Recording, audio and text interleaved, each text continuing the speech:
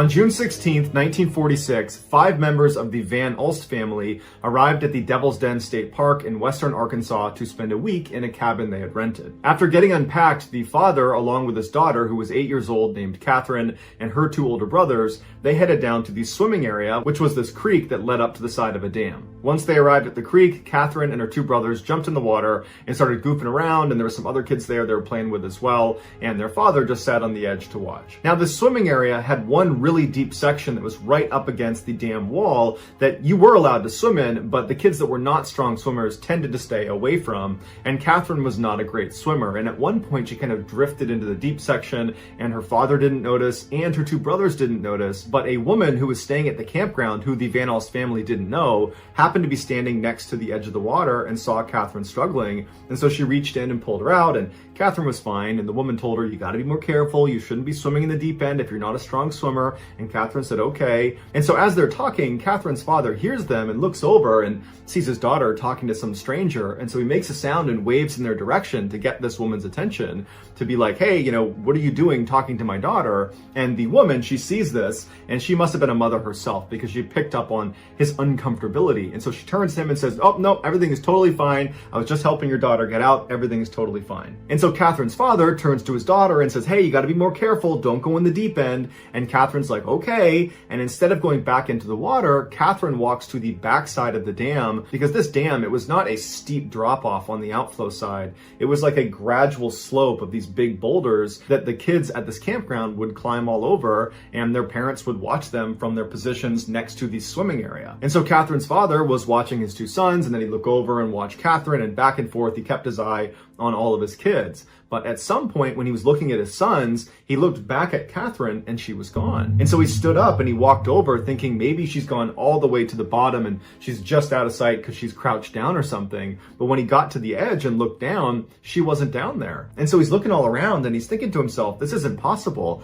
I just saw her on the rocks like seconds ago. Where could she have gone? And so he looks at his sons who are still in the swimming area and he says, hey, have you seen Catherine? And they're like, no, we haven't seen her. And then he turns to the woman that had previously pulled Catherine out of the water, and he says, have you seen my daughter? And she said, no, the last I saw her, she was on the rocks. I don't know where she went. And so before long, Catherine's father is screaming for Catherine. He's enlisted the help of everybody at this campground that's in the vicinity to go look for his daughter. There are people jumping into the swimming area up top. There are people jumping into the swimming area on the backside of the dam. I mean, the whole area is getting searched and there's no sign of this girl. And after about an hour of looking, Catherine's father went and got police. After 2 days of searching the very thick forest that surrounded this dam and finding no trace of Catherine, authorities decided it was far more likely she had drowned either above or below the dam than it was that she wandered off into the woods, considering where she was last seen. And so they shifted focus and began draining these 2 sections of water to see if her body would be at the bottom.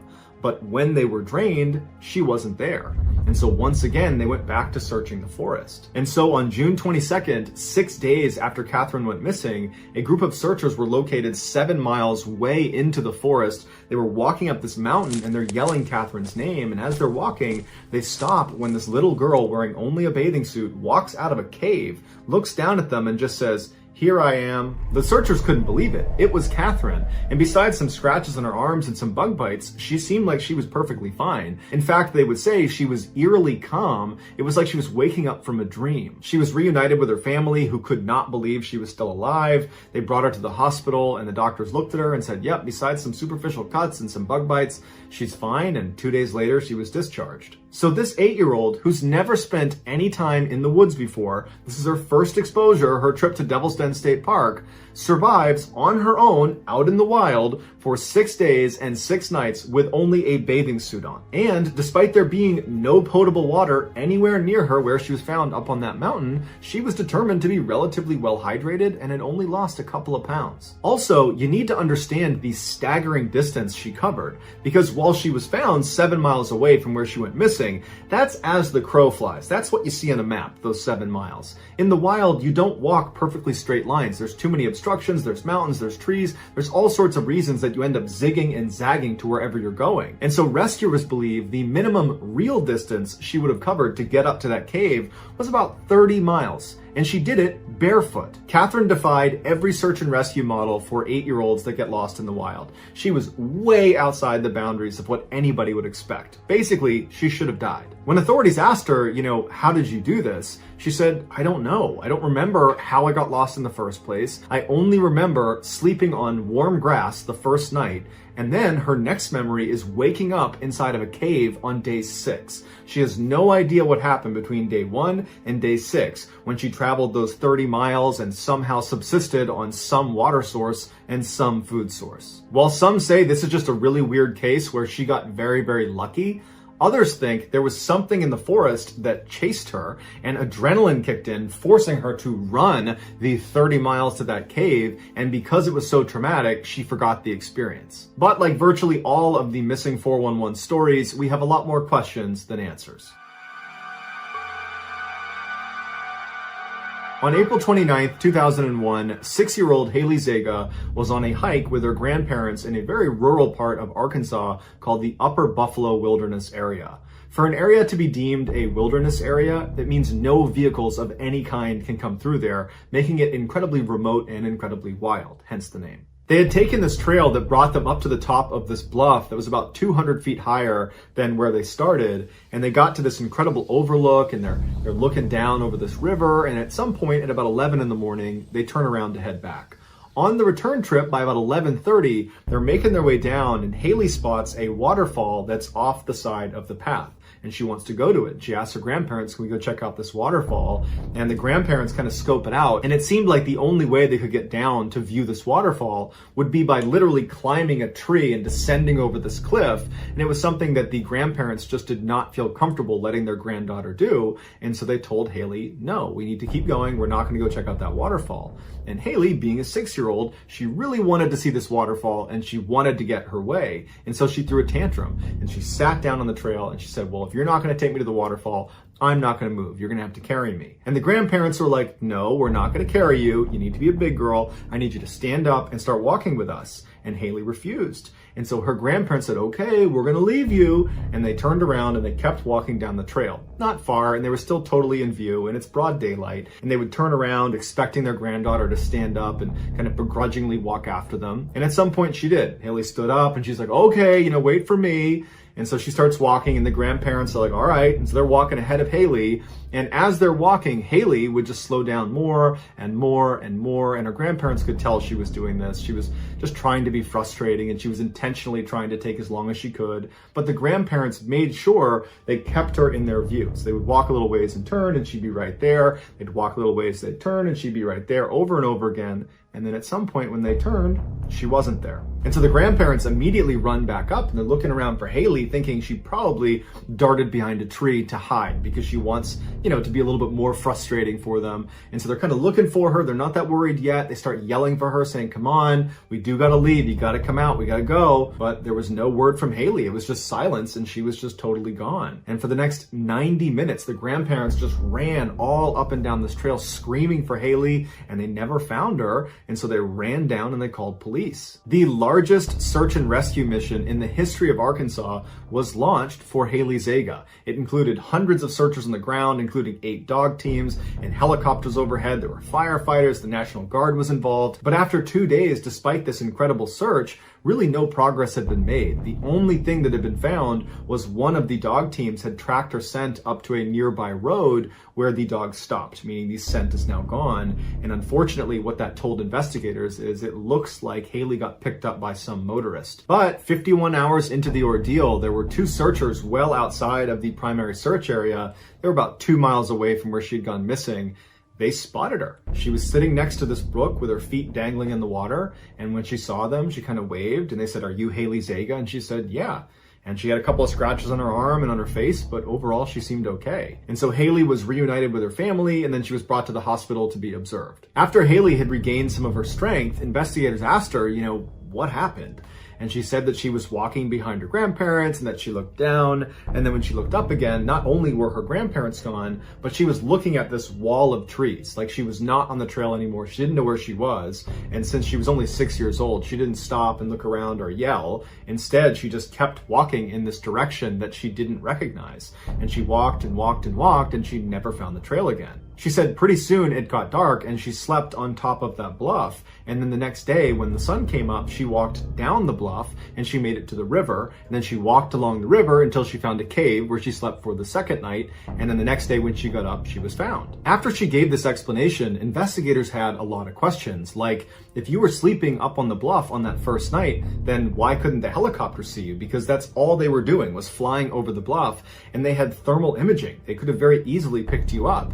And so they asked her, are you sure that's where you were? And she said, yeah, that's where Alicia told me to stay. And they were like, who's Alicia? And she said, oh, she's my imaginary friend. I met her on the bluff. And so immediately the investigators and the parents are like, okay, she's clearly coping with this traumatic event by creating this imaginary friend. And so they don't ask any more questions about the imaginary friend. Instead, they continue to ask questions about basically how she got from where she was lost to where she was found. And they say, okay, Haley, how did you get down the bluffs? Because there's only one way down and it can be hard to find, especially if you're off the trail. And Haley said, well, Alicia brought me to a trail and she led me down the bluffs. And she stood in front of me and made sure that I didn't fall forward. And so her parents and the investigators are now starting to think, maybe this isn't an imaginary friend if this person is right in front of her kind of propping her up. And so they asked Haley, can you describe what Alicia looks like? And Haley said, sure. She has black hair, brown eyes. She's a little bit shorter than me. She's 4 years old. She likes to tell jokes and she likes to sing songs. And then Haley began singing songs that she had learned from Alicia and began telling jokes she had learned from Alicia. Even though Haley was giving this vivid description of this 4-year-old girl named Alicia running around the bluffs, it just couldn't be possible. And so Haley's parents and the investigators went back to treating Alicia as just an imaginary friend, just a simple coping mechanism. And so the investigators went back to just doing their interview with Haley. They got all the information about how she got from the bluffs down to the river as much as they could. And then because Haley was fine, they said, okay, you're good. See you later. Now, Haley's case was a really big deal and it was all over the news, especially after she was found. And so her interview where she said this imaginary friend named Alicia had assisted her in getting down the bluffs and had basically taken care of her, that was put in print. And after it was published, there were some readers that realized there was another little girl who had gone missing in the exact same spot as Haley 23 years earlier. She was 4 years old. She had black hair, brown eyes. Her name was Alana, and she had died on those bluffs. After this connection was made, it got national media attention because suddenly news outlets were saying this imaginary friend was actually Alana and that she was Haley's guardian angel. In fact, Haley was brought on Dateline to talk about her imaginary friend. This year, Haley, who's now 25 years old, posted a video to her YouTube channel where she tells her story of what happened over those 51 hours she was gone. And in the story, she talks about her imaginary friend. And she says, before Alicia, I never had an imaginary friend, and afterwards, I never had an imaginary friend. But at the time, Alicia was very real to me, and I don't know who or what she was, but she saved my life. In September of 2012, 53-year-old Linda Artega went to visit her brother, Eddie Huff, in St. Joe, Arkansas. St. Joe is a very rural part of Arkansas, and it's about a mile away from the Buffalo River National Park. The park is thickly forested and mountainous, and there's hundreds of small water bodies that are strewn throughout. On Saturday, September 22nd, Linda and Eddie decided to go for a walk in the park because Eddie apparently had heard of some great fishing spot, and he wanted to go find it. In searching for the spot, they stepped off of the trail and got turned around. Now they realized they got turned around, but it's broad daylight and they figured, okay, we'll find the trail soon. But as the sun was setting, they had still not found the trail and they realized they were badly lost. Then some very strange things happened that we only have a marginal understanding of. What we know is the brother and sister were together on that first day they went missing. We know they were together the following day on Sunday, still looking around for a way out of the park, but still at the end of the day were lost. Then the next day on Monday, we know the pair separated because Eddie re-emerged out of the park, hopped in his car like nothing was going on, drove back to his house, walked inside, and his family's like, where have you been? You've been missing. We've been calling you. Where have you been? And where's Linda? And he's like, oh, everything's fine. I dropped Linda off at a relative's house. She's fine too. And his family's looking at him like, do you not understand that you've been missing for like 3 days here? And he was just trying to tell them that everything was fine. But as they asked him more questions about specifically What were you doing? Specifically, how did you get lost? Specifically, what time did you drop Linda off? Tell us all the details.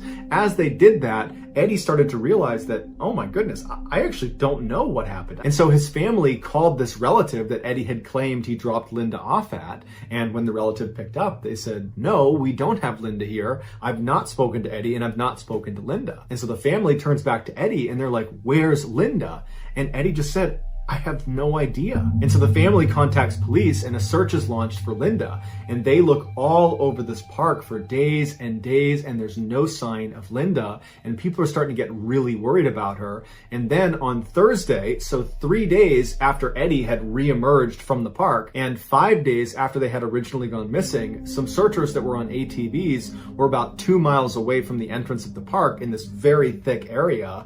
And they found Linda and she was alive. And initially, just like her brother Eddie, she really had no idea what was going on. She said she didn't understand how she got where she was, and she was just really confused. And so they brought her back to the hospital and they put her under doctor's care, and she ended up being fine. But as she's laying in the hospital, she starts kind of coming to, and her memories start flooding back. And she tells this story of what happened to her, and it's unbelievable. She said she and Eddie went into the park to find that fishing spot, and at some point they stepped off the trail thinking they were going to find it, but they didn't. They got turned around, they were lost, and they were confident they were going to find the trail and get out the same day, but they didn't. And so the sun went down and they were forced to sleep out in the wild.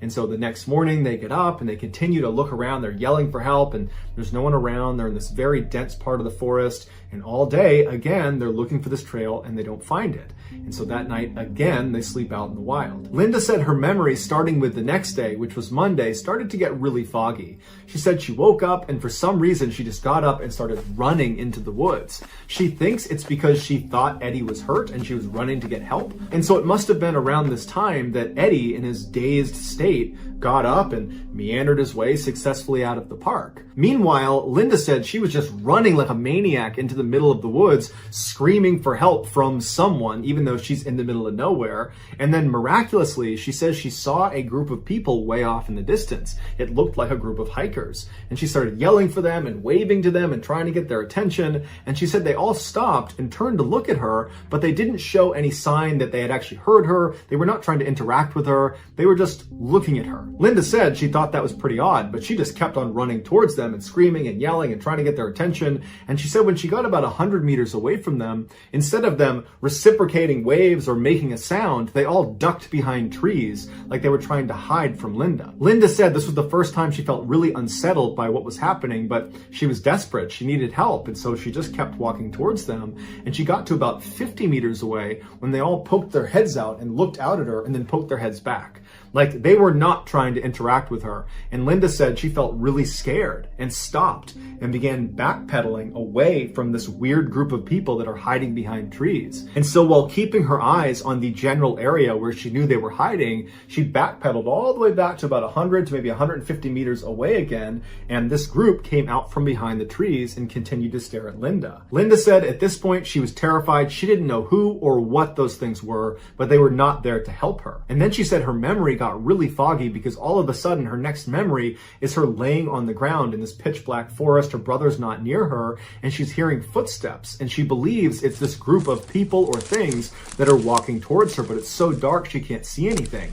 And she said all night she heard the sounds of these people or things walking around the perimeter of where she was laying, totally exposed in the middle of the forest. Linda said her memories from this point until she was rescued are all mixed together. But she said she had one memory that really stood out to her because it was so terrifying. She said on one of the last mornings she was out there, she woke up, she was laying on the ground, she opens her eyes, and it was still dark, but the sun was starting to come up. And so there was enough light that she could begin to make out the layout of the forest. And so she sat up and immediately got the sense that she was being watched, but she didn't know by who or from where it was coming. She just had this intuitive sense that she was being watched. And as she's feeling this way, she hears movement coming off to her right and she turns, and standing next to a tree about maybe 20 meters away is this dark silhouette of a man who's just staring at her. He's got no features. He's just this shadowy figure. And so she's horrified. And then she realizes there's another one. And she looks at that one and realizes there's another one and another one and another one. They're all around her. They're all around her looking in, these dark, shadowy figures. And she's so scared. And as she's looking around at all of them, it seems like they registered that she sees them. And at that point, they all turned and start running into the forest in all different directions. She said after that, she has no idea the sequence of events or what happened. All she knows is that the whole time she was out there, she was scared. She felt like there were people watching her in the woods. And then at some point, rescuers showed up and she was saved. Linda's totally crazy account of what happened, combined with Eddie's bizarre behavior, totally baffled investigators. They really didn't know what to make of this. How did Eddie find his way out again? And why did he think Linda was at a relative's house? And who were the people Linda was seeing? And why can't either of them remember 90% of the experience? One theory is they must have eaten berries or some other food item that had hallucinogenic properties, and they were literally just hallucinating the whole time. However, if you follow along with David Paulides' missing 411 phenomenon, or if you watch some of the videos on this channel about the missing 411, then you know there are lots of other examples of people that go missing in the woods of North America that never ingest any food or any liquid, so there's no hallucinogen in their system, and they still have similar experiences to what Linda and Eddie did. So how do you explain that? So that's going to do it, guys. In the early morning hours of April 19th, 1991, 35-year-old Joy Hibbs lay in her bed in suburban Pennsylvania. She'd just opened her eyes when her 36-year-old husband, Charlie, hurried into their bedroom looking totally stressed out. In his hands was their new puppy, Major, who was squirming in his arms. Joy was surprised that Charlie was already awake, but he quickly explained to her that he had to go into work early today. He worked for a property management company, which was a career that allowed him to work with his hands and allowed him to not sit in an office all day, which was perfect for him because Charlie hated wearing anything but jeans and a flannel. But as Charlie passed the puppy to Joy, he told her he'd just cleaned up another accident Major had had on the carpet, and hearing that made Joy tense up. Most of the time, she and Charlie had an amazing marriage. They were high school sweethearts, raising 2 teenagers, and they had just celebrated their 18-year wedding anniversary a few days ago. But Charlie's one flaw was that he had a bad temper. And so Joy was always trying to play peacekeeper, and she knew that little things like Major making a mess could totally set Charlie off. So she quickly changed the subject and asked Charlie to bring the kids in to play with the puppy before he left. Then she pulled him in for a kiss, letting his big beard tickle her face. Overall, though, despite Charlie's bad temper, their marriage was a happy one. They were both a little bit out of place in their nice suburban community. They loved playing loud music and riding around on Charlie's motorcycle and smoking weed. And so it had always sort of felt like it was them against the world. And now, to Joy's relief, Charlie lightened up. He kissed her back and then left the room, and then moments later he returned, but with their 12-year-old son, David, and he sort of tossed him into the bed. They all hung out with Major for a bit before their groggy 16-year-old daughter, Angie, came in and joined them, at which point Charlie left for work. A little over an hour later, Joy stood on her front steps with her second cup of coffee, watching the kids' bus pull away from the curb. Before she went back inside, she waved to one of her neighbors who was out watering their lawn next door. Joy was close with everybody on Spencer Drive, literally. Croydon Acres, Pennsylvania, where they lived, was just outside of Philadelphia, and it was classic American suburbia, with its neat manicured lawns and houses that were only about 12 feet apart. And so everybody sort of kept an eye out for each other. And that sense of sort of having each other's back on this street felt more important now than it ever had, because recently, Joy had begun to worry that Croydon Acres was sort of going downhill. The Hibbs had lived there about 7 years, and up until recently, they had never had a problem with safety. But in the last 2 months, their house had been vandalized multiple times. A brick was thrown through their window, someone slashed their car tires, and their back door was kicked in. It was unnerving, but she and Charlie had a theory about who it was: their daughter Angie's friends. Her daughter was close with a lot of kids in the neighborhood, and they were a sort of rambunctious and wild group. Angie insisted she didn't know anything about the vandalism, but Joy still wondered if maybe some high school drama had gotten out of hand. Joy went back inside to get changed and to have another cup of coffee before she headed out for the day. She worked as a medical assistant at a doctor's office, and on Fridays, they didn't open until 2 p.m., so she usually had the whole morning to run errands. But her son David had a half day today, which meant he'd be home early. so she needed to go get everything done sooner than normal so she could be home when he got back. After getting dressed and ready, Joy would spend the next few hours running around town, depositing her and Charlie's paychecks at the bank and then also grocery shopping. At around 11 a.m., she went home to take Major out for a walk. After she got back from that, she threw some laundry in, then sat on the couch and rolled a joint. This batch of weed was really good, way better than the one she'd gotten a few weeks ago.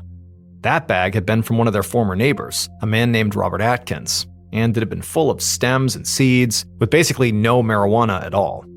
It was so bad, Joy had actually called Robert to ask for a refund, which really pissed him off. He'd actually begun screaming at her, which, she should have expected because she was friends with Robert's wife, April, and through that relationship, she knew Robert was a really angry guy. The Atkins used to live 2 doors down, that is until the bank foreclosed on their home. Now they were living about 15 minutes away. Now, Joy had not told her husband Charlie about the fight she'd gotten into over this bag of weed. She knew he would be furious if he heard Robert had yelled at her, and so she didn't want to start a war between their families. Just then, there was a loud knock on her front door, which made Joy immediately sit up because she was not expecting anyone. And when she went to look out the window, she saw the last person she wanted to see while smoking pot, a reverend.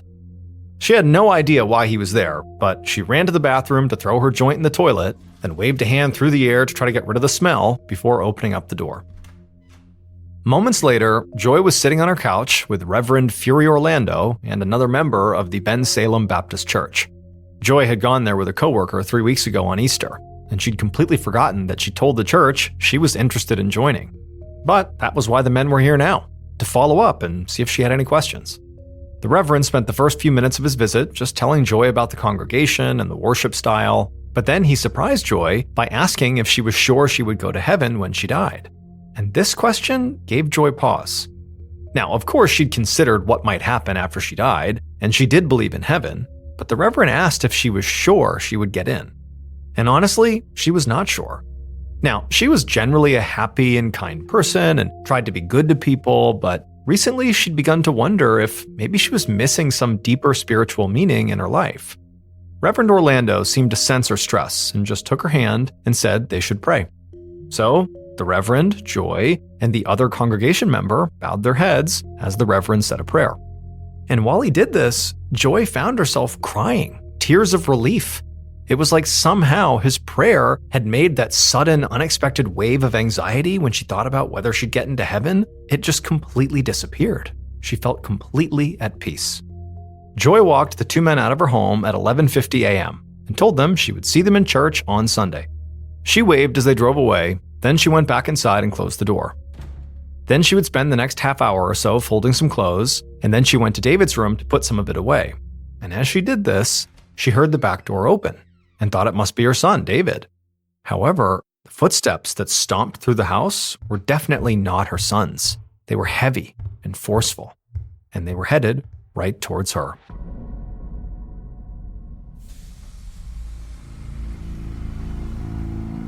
About a half an hour later, around 1 p.m., Joy's son David got off his school bus in front of his house, and the first thing he saw once he got off was his mother's car in the driveway, which made him smile. It meant she had not left for work yet, so he could tell her the news. He just got his report card and he made the honor roll. And so David hustled towards the back door, but as he passed by the kitchen window, he suddenly froze. There was smoke pouring out of it, and it took him a second to process it. His house was on fire. He gasped and ran to the back door, and when he opened it, a ton of smoke and flame shot out. And so did Major, the puppy. It ran straight from the house and out into the yard. In a blind panic, David yelled out for his mom, but he didn't hear anything back. All he could see was this wall of smoke and flames, and he knew he could not go in there safely. And so he turned and began running towards his neighbor's house, screaming for help. 10 minutes later, a firefighter ran towards the burning home on Spencer Drive with a team of firemen and their gear. He knew they needed to act fast. He'd been told there could be someone still inside, and so paramedics were already at the scene and on standby in case there was. The team charged into the burning kitchen and doused the room with water. At the same time, the lead firefighter called out repeatedly to see if anybody was there, but there was no answer.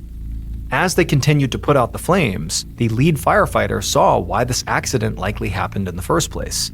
Someone clearly left all the stove burners on. The firefighter turned them off, and after the kitchen fire was out, they entered the hallway to extinguish the flames there too. Finally, they reached the last part of the house that was also on fire, which was a bedroom. They hosed down the flames, and as the smoke cleared, the firefighters noticed there was a long, charred shape on top of what used to be a bed. One of the firefighters realized what they were looking at which point he turned and left the burning building to go speak to the chief. They had just found a fatality.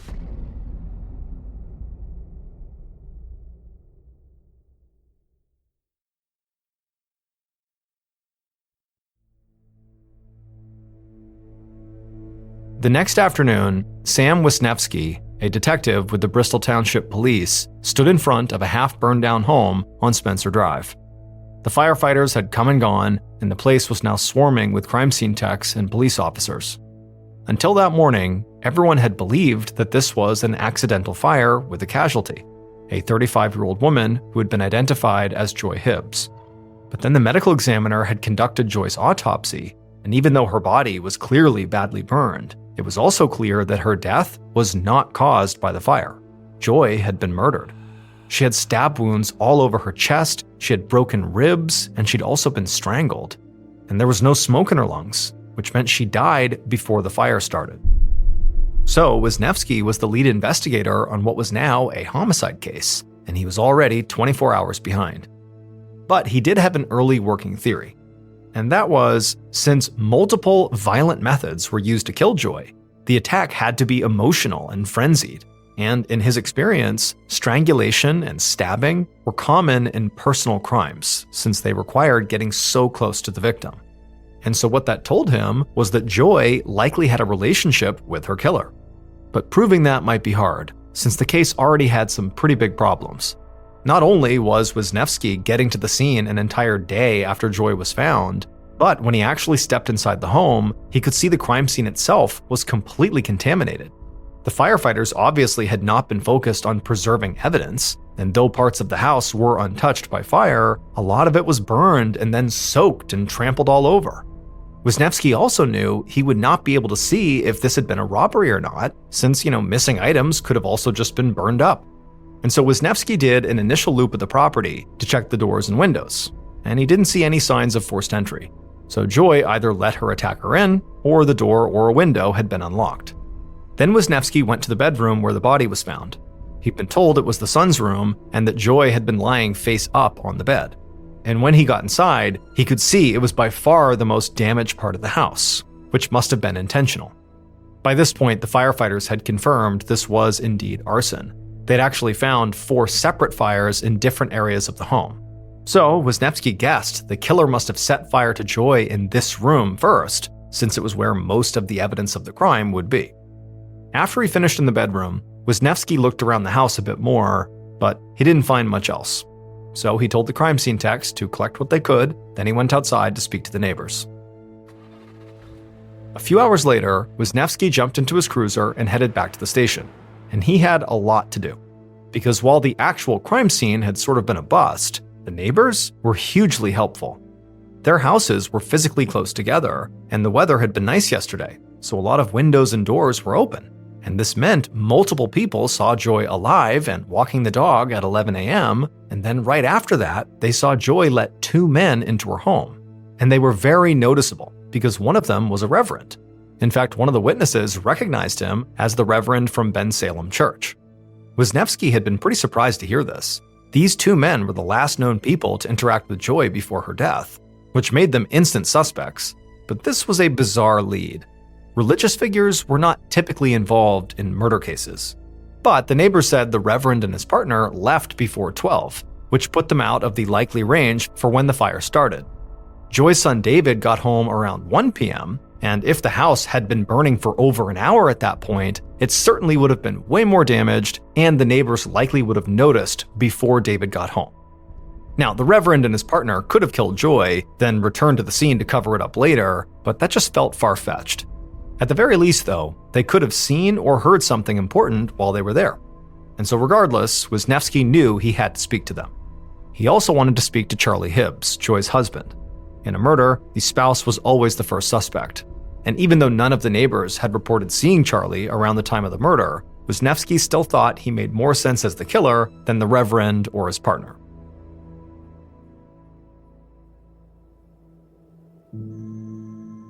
On Sunday, April 21st, so 2 days after Joy's body was found in the fire, and 1 day after the case was declared a murder, Detective Wisniewski sat down with Joy's husband, Charlie Hibbs, in an interrogation room at the police station. Some of Wisniewski's officers were currently at Ben Salem Church speaking to the Reverend. That way, right now, Wisniewski could just focus on Charlie. Currently, Charlie was hunched over and quiet, and his hands were visibly shaking. No one had told Charlie yet that the police knew his wife had been murdered, and so Wisniewski wanted to see how he reacted when he heard the truth. When the detective broke the news, he watched as Charlie went from shock to confusion and then finally to horror. And then after that, he just buried his face in his hands and sobbed. Charlie's devastation appeared genuine, but Wisniewski knew he could just be a good actor. So he waited for Charlie to calm down and then asked him what his relationship with his wife had been like. Charlie's voice shook as he told Wisniewski that they had been married since high school when Joy accidentally got pregnant with their daughter.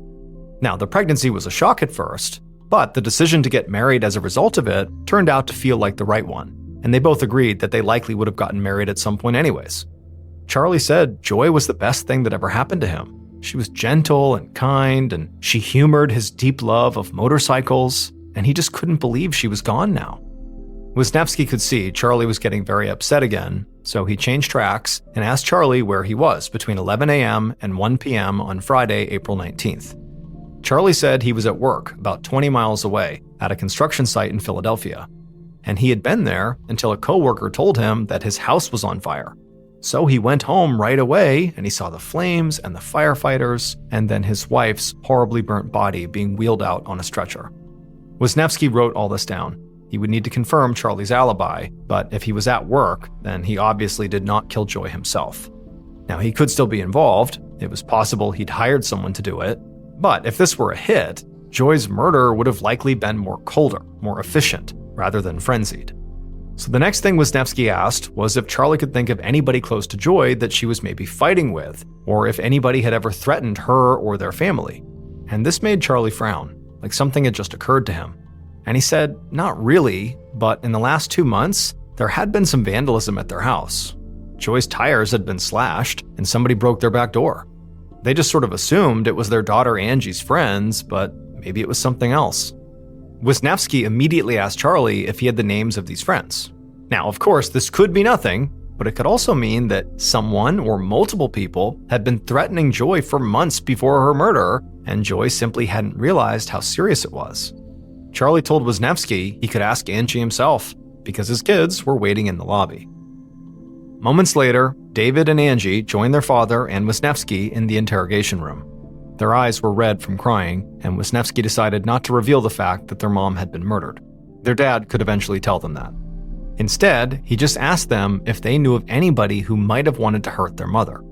Now, what Wisniewski expected was that these kids would just say no, and that he would just start in on Angie, asking about her friends and the vandalism. But that's not what happened. Instead, Joy's son David spoke up, and he said yes, he knew someone who would want to hurt his mom. It was their former neighbor, Robert Atkins. After David said this, he sort of froze and looked nervously at his dad, like his dad might be upset with him. But his dad just looked confused and told David to continue.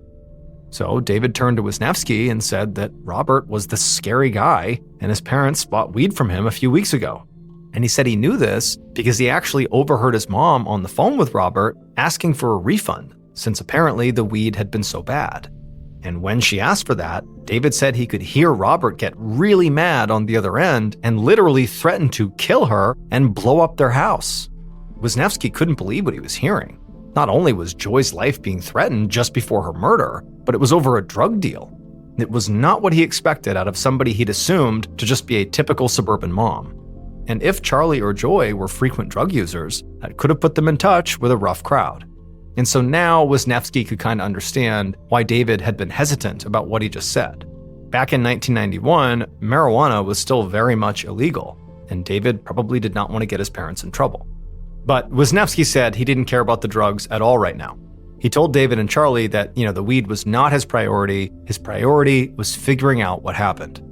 And so Wisniewski turned to the dad, Charlie, and asked him to tell him everything he knew about Robert Atkins. Charlie nodded and took a shaky breath. Then he admitted they did buy some weed from Robert. It had been a crappy batch, and he had known Joy tried to return it, but he didn't know anything about the threats that followed. By the end of the interview, Wisniewski did still want to talk to Angie's friends, who her dad had suspected of vandalism, so he got their information from Angie. But far more pressing than that was tracking down and speaking to Robert Atkins.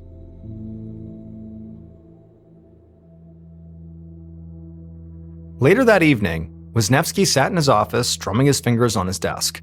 He had spent the whole day following up on the drug-dealing neighbor, Robert Atkins, and what he had learned was that Robert definitely had a bad temper. In fact, one of Robert's neighbors had just called into the police station to say that Robert had threatened to kill her when she had accidentally left some tree branches in his yard after trimming her hedges. Wisniewski also found out that Robert had a criminal record, although the charges were all minor, nothing violent like what happened to Joy. But it was all certainly enough for Wisniewski to consider Robert a strong suspect, and so the detective really wanted to speak to him. Except it turned out that was not going to be possible, because right after he did a background check on Robert, he got a call from a senior officer in the county's narcotics division, and the officer told Wisniewski to hold off on interviewing Robert Atkins. He apparently was one of their drug informants. They didn't want to scare Robert off and lose him as a source of information, so Wisniewski was ordered to let the narcotics department handle it. And Wisniewski was pretty angry about this, but he also understood that you don't mess with somebody else's informant, so his hands were tied. He had no choice but to wait. Which was especially frustrating because he didn't have any other leads to follow up on. Nothing had come from talking to Angie's friends and classmates, and the crime techs hadn't found anything useful at the house, no fingerprints and no physical DNA evidence. And Wisniewski also heard back about the meeting with the Reverend and his partner. Both of them had alibis for the hour after they left Joy's house, which Wisniewski had already confirmed, so they could not have been at the house when the fire started. They also hadn't seen or heard anything strange when they were there, although the Reverend had said Joy seemed very troubled when he asked her about heaven. And all this was starting to make Wisniewski want to bang his head against a wall when an officer charged into his office with some news. They'd interviewed some more neighbors, and two of them saw something else: a dark blue Monte Carlo parked in front of the Hibbs' house between 12:30 and 1 p.m. on the day Joy died. They noticed it because it was parked against traffic and far from the curb, like whoever was driving it had been in a hurry. No one took down its license plate though, which Wisniewski knew made things more difficult. Monte Carlos were really common cars in this area, and then more broadly, there were likely thousands of them driving around the whole state. But then, the officer said they already checked their suspects, and the husband, Charlie Hibbs, did not own a blue Monte Carlo.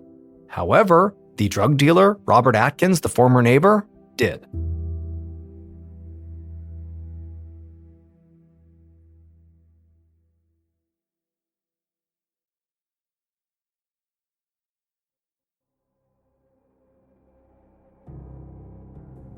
On April 24th, 5 days after Joy Hibbs was murdered, Detective Wisniewski sat in an office in the narcotics department with a few other officers. Wisniewski had been pushing for Robert Atkins to please be brought in as a suspect, and finally he had gotten his wish. Robert had been formally interviewed. But Wisniewski was ordered to sit on the sidelines while investigators on the narcotics team went to Robert's house and spoke to him. So now, Wisniewski was being briefed on what they had learned. Apparently, Robert had admitted to selling Joy some weed and getting in a fight over it. But he said he didn't threaten her, he just refused to give her a refund. And anyway, Robert had an alibi, since he was on his way to the Poconos with his family when Joy was killed. 2 officers had driven to the Poconos, which is a mountainous vacation spot about 2 hours from Croydon, to check this out.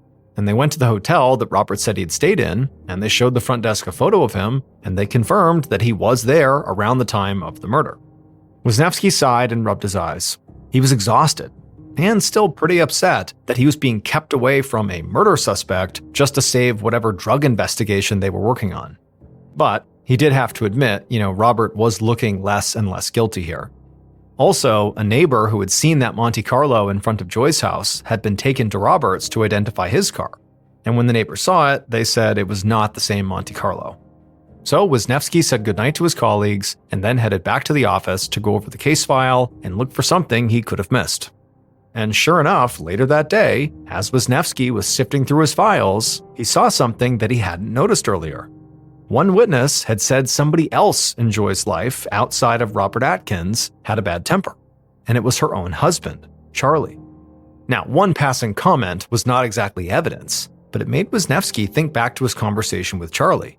Charlie admitted to being effectively forced into marrying Joy because of a pregnancy, and so maybe he'd become resentful he'd gotten married so young and wanted to be free. Like all Wisniewski's suspects, Charlie had a solid alibi.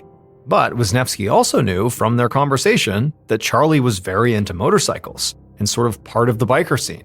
So he potentially ran with a, rough biker crowd. And so maybe he asked one of them to take care of it for him. Wisniewski always thought that Joy's injuries showed a personal level of rage, but maybe they were just the frenzied work of a violent biker who was doing his friend a favor. About a month after Joy's murder, Wisniewski had Charlie back inside of an interrogation room. And Charlie clearly had not been sleeping, because he had dark circles under his eyes and he seemed disoriented. But Wisniewski was not about to go easy on him. Because right now, Charlie was his only suspect, and Wisniewski was ready to ask all the hard questions, like if either of them were having affairs, or owed anyone money, or if he abused Joy. But when he asked outright if Charlie had killed his wife, Charlie just broke down, shook his head, and sobbed. And when Wisniewski asked if he would take a polygraph, to his surprise, Charlie said yes, and that he would take as many as they wanted. Over the next few weeks, Wisniewski repeatedly questioned Charlie, picked apart his alibi, and oversaw multiple polygraphs. But Charlie passed every single one. And even after speaking to his kids again, Angie and David, Wisniewski just could not find anything that directly connected Charlie to the actual crime. So Wisniewski kept looking for other suspects and conducted dozens and dozens of interviews. But after 3 months of investigating, it all sort of went nowhere. Wisniewski had cleared all of his suspects, and so by the end of the year, the case went cold. 23 years later, on an afternoon in April of 2014, a detective named Michael Slaughter sat in a dusty evidence room sorting through a box labeled Joy Hibbs. The department had just ordered a complete review of all unsolved homicide cases, and Slaughter asked to take on Joy's. He'd heard about the case and couldn't believe that more people were not talking about it or pushing for it to get solved. After all, it was an innocent mother brutally attacked and murdered in her son's bedroom in this classic suburban neighborhood. Like it was so tragic and so unusual. Wisniewski by this point was retired, so Slaughter was working this case as a true fresh slate. Right now, he was just gathering reports and documents, but he intended on re-interviewing as many witnesses and suspects from 1991 as he could. And as he got organized, he went over the 3 original suspects to see if he noticed anything odd in the 1991 investigation that might have been missed. He agreed with Wisniewski's theory that Joy was killed in an emotional, frenzied crime. But he could see that the closest person to her, her husband Charlie Hibbs, had passed multiple polygraphs, had an alibi, and fully cooperated with the investigation. Now, it was true that he had had to marry Joy because of an accidental pregnancy, but they'd continued to live together for 18 years and had another kid, so Slaughter really didn't think that was a strong motive. Then there was Robert Atkins, who threatened to kill Joy over a drug deal. But Robert Atkins seemed to make a lot of threats to his neighbors, most of whom did not end up dead. Plus, he had been 2 hours away at the time of the murder. It did bother Slaughter that the drug cops at the time had blocked Wisniewski from speaking to Robert, but a cheap weed deal didn't seem like a very good motive for a brutal murder. As for the Reverend and his friend, they were literally seen at Joy's house right before she was killed, which was obviously very suspicious. But other than the timing, they never made very good suspects. They had no motive, and both of them had alibis for the period of time when the fire likely started. Slaughter spent the next few weeks following up on leads and conducting interviews. He was determined to talk to everyone, not just the original suspects, but all their friends, their neighbors, relatives, witnesses, and coworkers. But the weeks turned into months, and then years, and Slaughter still had not found Joy's killer. It was not until 2 years later, on September 11, 2016, that Slaughter finally got the break he'd been desperate for. That evening, he had just sat down to dinner with his family, which, like always, made him think of Joy and this case. Because here he was, a regular husband and father, who also spent his days looking for murderers. Sometimes it felt like he was living multiple lives at once, just like basically everyone involved in the Hibbs case. Slaughter had spent the last 2 years trying to understand not just Joy, but everyone in her life. And it had been very hard, because no one in this case was who they said they were. Joy was a suburban mom who was afraid she wouldn't go to heaven and smoked pot. Charlie Hibbs was a reliable company man who also ran with a rough motorcycle club. Robert Atkins was informing on drug dealers while also working as a drug dealer. All that's to say, Slaughter still had not figured out if any of those people were also killers, and he was starting to worry he never would. But as he sat down to dinner that night, his phone rang. And when he picked it up, a police officer on the other line said somebody was at the station asking for him.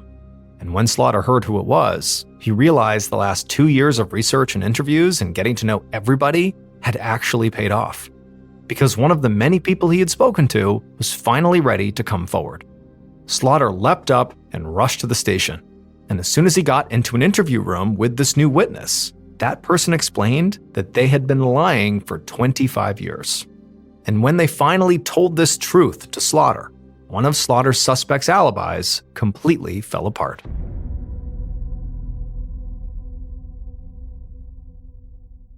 Based on the police investigations of 1991 and 2014, and also witness reports, here is a reconstruction of what investigators believe happened to Joy Hibbs on April 19, 1991.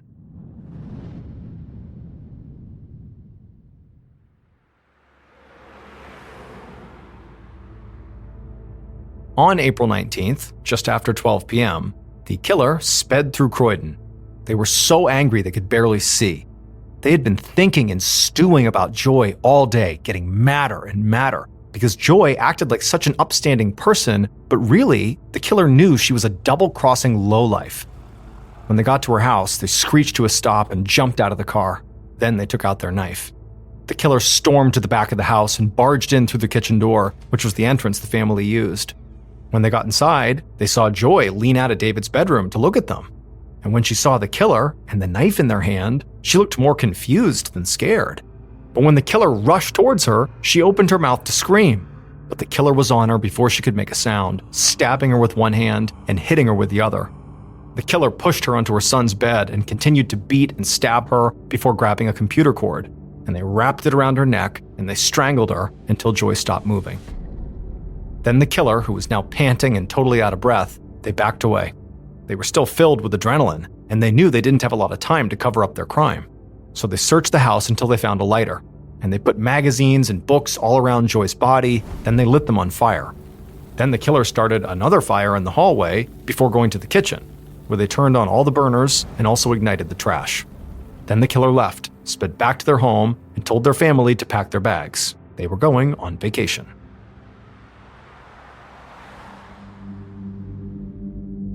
It would turn out Joy's drug-dealing neighbor, Robert Atkins, had lied about everything.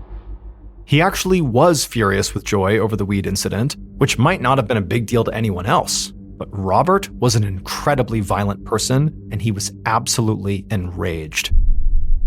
After killing Joy, when Robert got back home, he was literally covered in blood, and he told his wife April that he had just stabbed someone and set their house on fire. And then before his wife could really react to this, he took her and the rest of his family upstate to the Poconos to create his alibi. And Robert's wife, April, had lied about this for decades, mostly because she was scared of Robert.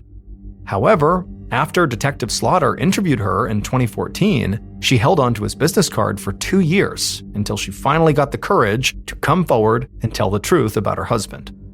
And once she did, detectives rechecked Robert's alibi, and they realized that while the 1991 investigation confirmed that the family had checked into a hotel in the Poconos, they hadn't correctly noted the time. The hotel was about 2 hours away, and April and Robert did not sign the registry until almost 5 p.m. on the day Joy was killed, which meant Robert would have had plenty of time to murder Joy first. After coming forward in 2016, April had to work with detectives for years to gather up enough evidence to actually prosecute Robert. He was finally arrested in 2022, 31 years after killing Joy, and he was quickly convicted of murder and arson. He is currently serving a life sentence without parole.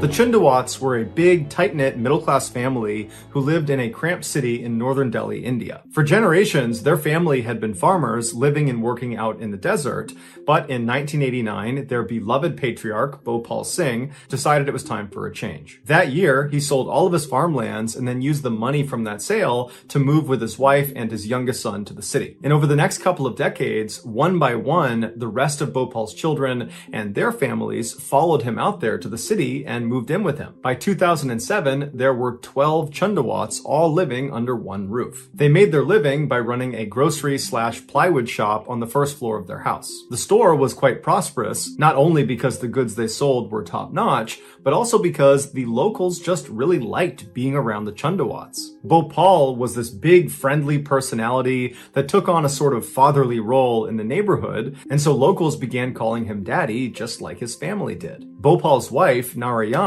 took on a motherly role in the neighborhood, and so naturally was nicknamed Mommy. When she wasn't taking care of her own family, she'd be outside handing out tea to workers on the street or looking after neighborhood kids. The rest of Bhopal's family, which included his 3 adult children, 2 of their wives, and 5 grandchildren, were also often seen down at the store, and they were highly regarded and respected as well. By all accounts, the Chundawats seemed like very successful and happy people that kind of had a perfect life. But in 2007, they would face a crisis when Bhopal died. Knowing how much he meant to that family, neighbors were concerned that the family would fall apart without him. But surprisingly, immediately following his death, it was like the family started improving in all aspects of their life. It was like an already perfect family got even better. They began working extra long hours at their store, and before long, they had earned enough money to open another store and put an addition on their house. They improved their health by changing their diet and cutting alcohol and tobacco out of their lives. Their children, who were already very gifted students, began studying even more and did even better in school. And the whole family, from the youngest to the oldest, became exponentially more devout. While neighbors certainly noticed these changes in the Chundawats, none of them raised any eyebrows. In fact, people were impressed. This incredible family has managed to come out of a huge crisis better off and happier for it. Little did they know that behind the scenes, something totally sinister was driving these changes. Fast forward 11 years to July 1st, 2018. That morning, like every other morning, locals began lining up outside of the Chundawats grocery store, waiting for them to open their doors. The Chundawats were known to be extremely punctual, and at 6 a.m. sharp every day, they opened those doors. But this morning, 6 a.m. came and went, and the store stayed dark and the doors stayed closed. People began calling the Chundawats, but none of them had their phone on. And so eventually, a 79-year-old neighbor decided they would just walk up the steps to the Chundawats' house and check on them themselves. And so up they went, they knocked on the door, they yelled out for the family, but nobody came to the door, everything was off.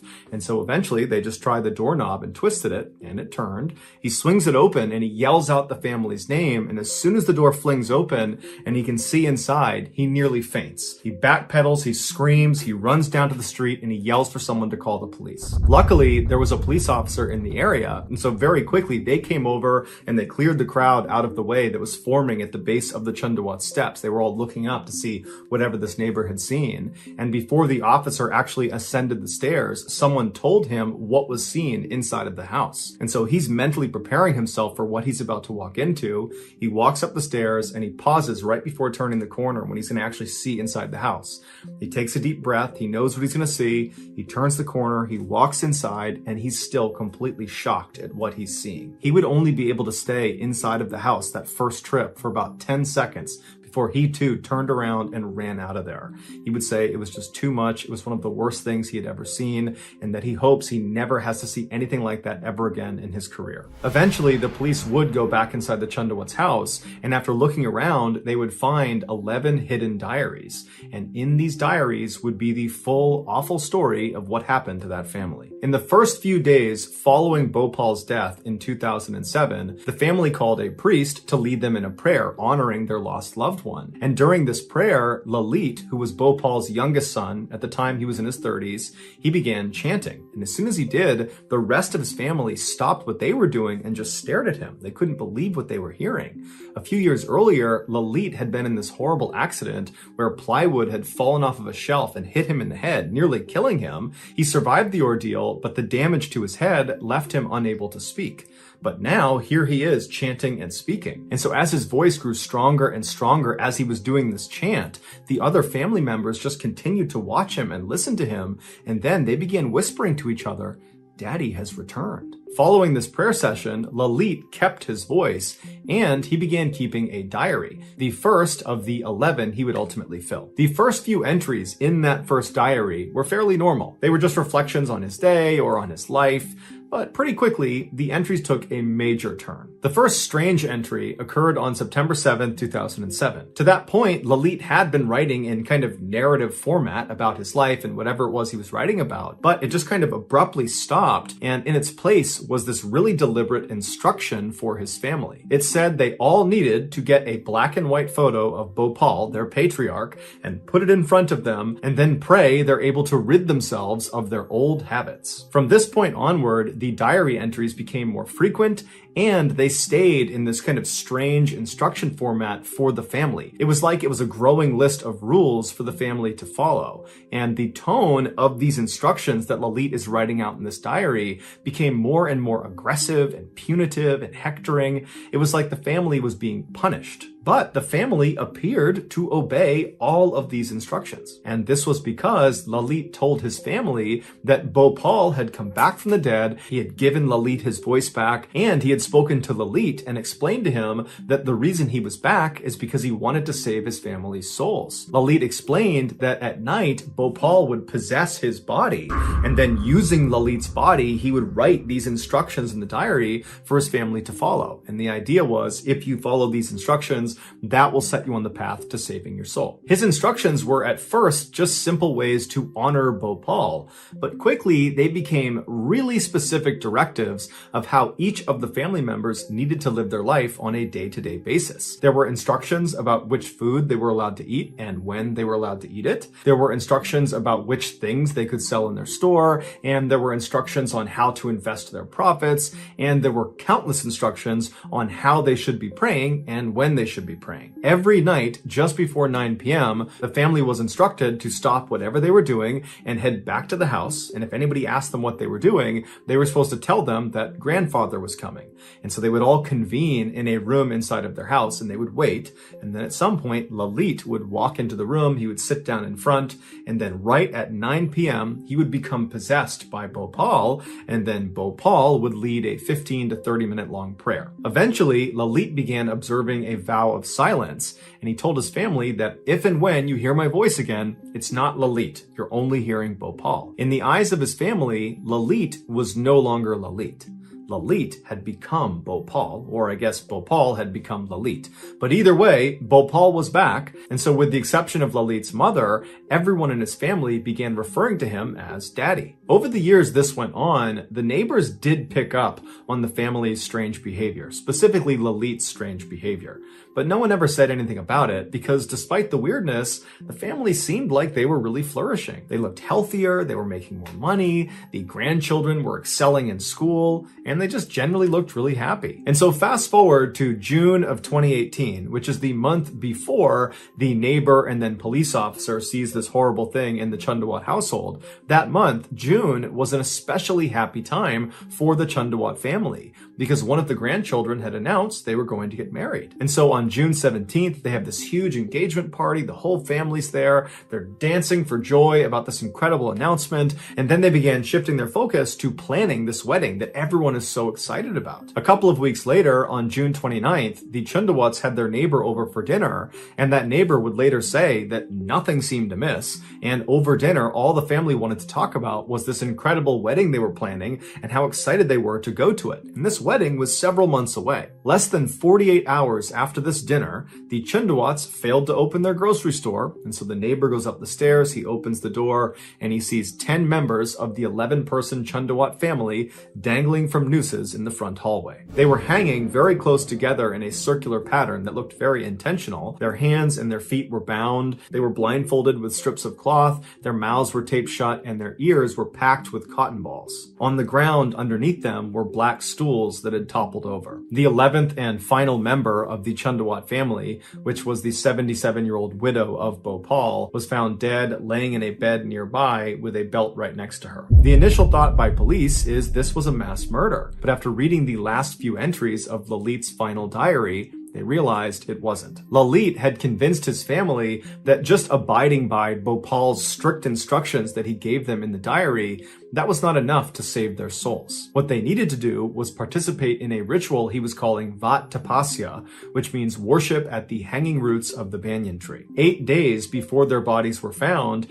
the family, who agreed to do this ritual, began practicing for it. And every night they'd work on binding their hands and their feet and then unbinding themselves, and they would tie nooses and put it around their neck, and they would tighten them, and then they'd loosen them and take them off, and they'd do it to each other until they were very good at doing all of those things. The day before their bodies were found, the family performed what's called a hawan, which is a ceremony of burnt offerings. And then afterwards they ordered food and then tied their dog up outside. At 10 p.m., one of the grandchildren and her mother left the house and went to a store, and then were caught on camera walking back to the house carrying these black stools that they would later use in the ritual. Just after midnight, it was time for the family to get in position. The parents helped their children put on their bindings, they got them up on their stool, and they put their nooses around their neck and cinched it down tight and told them to wait. And then afterwards, they did the same thing to themselves. At this point, Lalit's mother most likely realized she was not able to climb up onto the stool because she was hurting or she was tired, and so a decision was made to move her into the bedroom. And so she, along with Lalit and Lalit's wife, Tina, walked into the bedroom, and once she was laying down on the bed, Lalit put a belt around her neck, and then he and Tina pulled on it until his mother went still, and then afterwards he took the belt off, put it next to her, and then Lalit and Tina casually walked back towards the front hallway where the 8 other family members were now in position. They're blindfolded with cotton in their ear, they had their noose on, they're just waiting, and Lalit and Tina walk around the room kicking their stools out from underneath them. And while their family slowly asphyxiates all around them, Lalit and Tina bind up their wrists and their ankles, they get on their stool, they blindfold themselves, they tape their mouth, they put cotton in their ears, they put their nooses on, they cinch them down, and then they both jump. The very last line in the final diary that Lalit kept, it says, "Keep water in a cup. I will appear and save when color changes." This ritual was supposed to allow the family to see Bhopal in person. Lalit told them that as soon as they were hanging, the skies would open up, the earth would tremble, and Bhopal would walk right into the room and save them from their death. And they were going to be able to prove that he was there, because not only would they have lived through this ritual, but also Bhopal was going to change the color of the water in the cup that was left out near their bodies. The family had even left the front door unlocked to make it even easier for Bhopal to come in and save them. The Chundawats were not committing suicide. They believed they were going to survive this ritual. This is why just 2 days earlier at that dinner with the neighbor, they were eagerly talking about this wedding that was off in the future they were planning, because they believed they would get to attend it, even though they knew in 2 days they'd be performing this Vat Tapasya ritual. Ultimately, investigators closed the case as a mass suicide, citing the cause as... In 2018, a 56-year-old father of 4 named Tayyeb Suyami was living in a quiet, modest town in New Jersey called Little Ferry. Tayyeb had moved to the United States from Africa back in 1996, and after getting settled in New Jersey, he had landed a job as an accountant for a food importing company. At first, Tayyeb's salary had been enough to provide for the family, but as his family grew, his salary just wasn't enough, and money became a real problem. And so eventually, Tayyeb's wife also got a full-time job, but even then, with 2 full-time working adults, the family had to stay on a very strict budget just to make ends meet. And that year, in 2018, one of Tayyeb's daughters was getting ready to go to college, and so Tayyeb was forced to refinance his mortgage college just to make the initial payments on his child's college bills. But despite his financial struggles, Tayeb did not let it bother him. He was an eternal optimist who fundamentally believed that in the end, everything would just work itself out. On May 1st of that year, Tayeb was on his way home from work when his wife called him and asked if he would swing by the grocery store and pick up some orange juice. So Tayeb stopped at the ShopRite grocery store in Hackensack, New Jersey, which was only a couple miles north of Little Ferry where they lived. And he went inside, he went to the juice aisle, and he scanned the different brands of orange juice. And at some point, he grabbed the most appealing orange juice that was still within their budget. It was $5. He takes the juice, he goes to the front of the store, he pays for it, he goes outside, he hops in his car, and he heads home. When he pulls into his driveway, he gets out, he goes into the house, he goes right into the kitchen where his wife was, and he proudly set the orange juice down on the kitchen table, expecting a thank you from his wife. But his wife turned around and she looked at the orange juice and she saw the brand he had purchased, and she immediately said, "How much did you pay for that?" And Tayeb said, $5. And she said, "Well, you got to take it back because I know that brand is on sale for $2.50 at the grocery store right down the road. So go return this one." And so Tayeb was totally annoyed because he just got home from work. He thought he had done a good deed and now he's in trouble. And so he decided, you know what? I'm not going to fight her on this. He just walked over, grabbed the $5 orange juice, and he went back outside, hopped in his car, and took off. A few minutes later, he arrived at the Hackensack, New Jersey ShopRite. He went inside and he went straight to the customer service desk where there was a teenager behind the counter. And Tayeb walked over to them and he handed them the juice along with his receipt and he asked for a refund. And so while Tayeb is standing there letting this cashier complete the transaction, he looked behind the cashier at the wall and there was this sign that totally piqued his interest.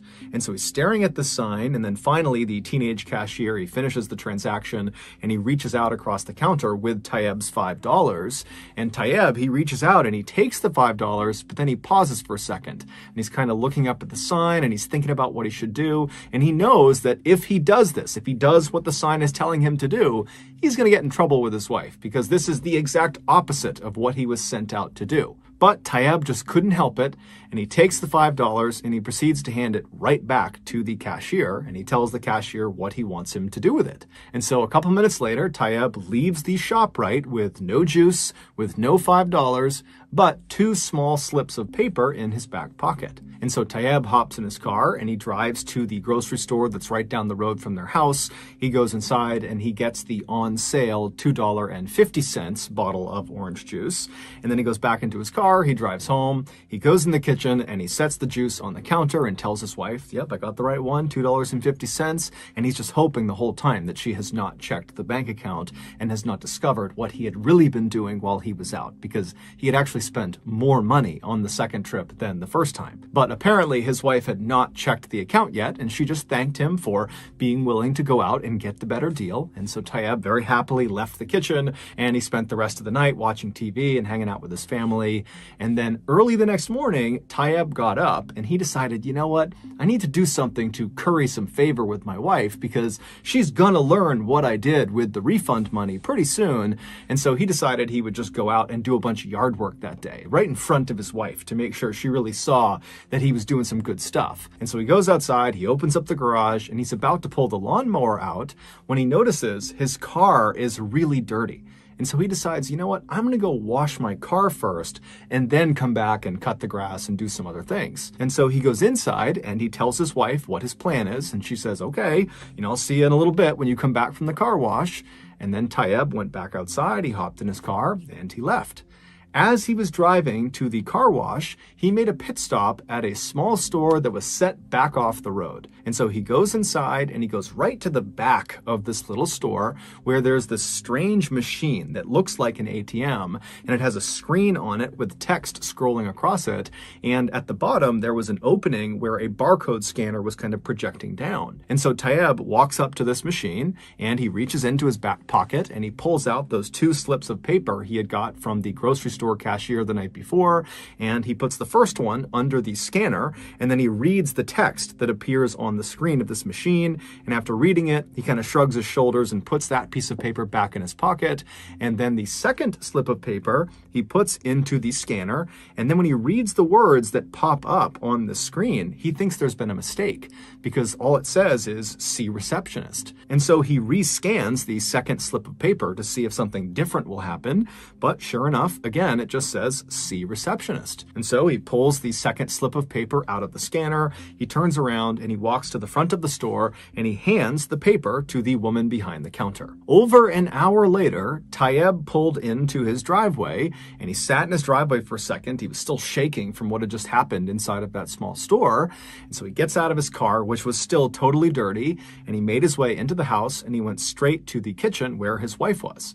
And so as soon as he gets in the kitchen, his wife turns around and looks at him and says, "Where were you? The car wash is like 5 minutes away. Why were you gone for like 2 hours?" But Tayyab, he's got no expression on his face, and he looks at his wife and just says, "Give me $100. And his wife scrunches her face up at him and says, "No, where's your money?" And Tayyab smiles, he turns around, he reaches into his back pocket, and he pulls out that second slip of paper, and he hands it to his wife, and he says, "Here's my money." After getting that $5 refund at the ShopRite in Hackensack, New Jersey, Tayyab noticed a sign on the back wall that was advertising for a Moneyball jackpot lottery.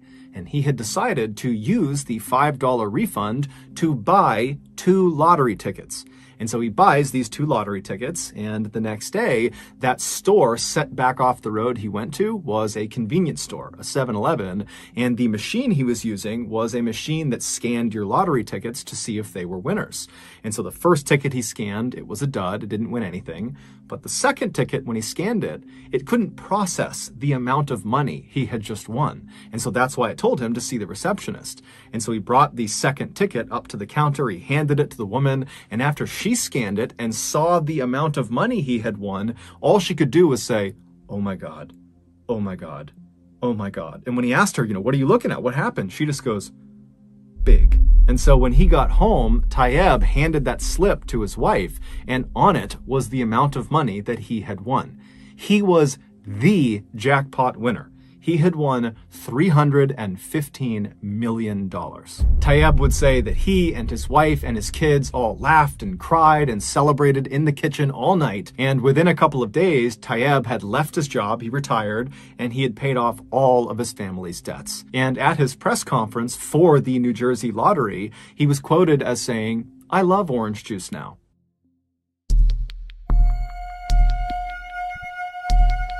In 2012, someone went on Reddit and asked people to share their personal glitch in the matrix stories. A glitch in the matrix story is any story where something totally unusual happens that doesn't have a logical explanation. So these are true stories, or at least purported to be true. They're first-hand accounts, and they're very popular on Reddit. And so this particular query on Reddit got very popular. It went totally viral. And so there were thousands and thousands of stories commented down below. So lots of people gave their glitch in the matrix story.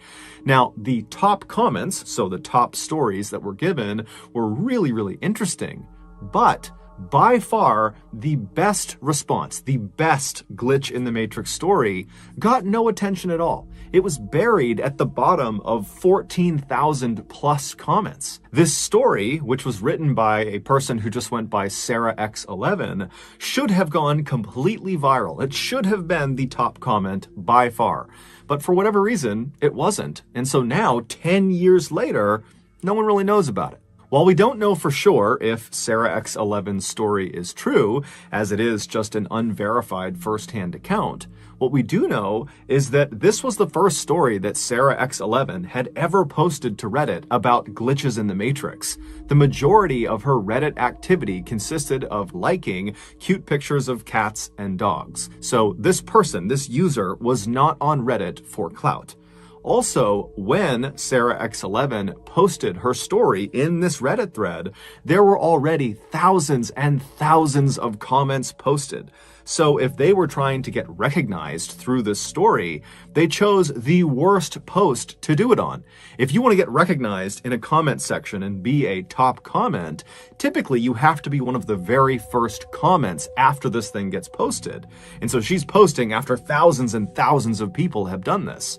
So in my mind, it seems like this post by Sarah X11, this story, has got to be true. And even if it isn't true, it's one of the coolest stories I've come across on the internet that is guaranteed to give you goosebumps. Okay, here we go.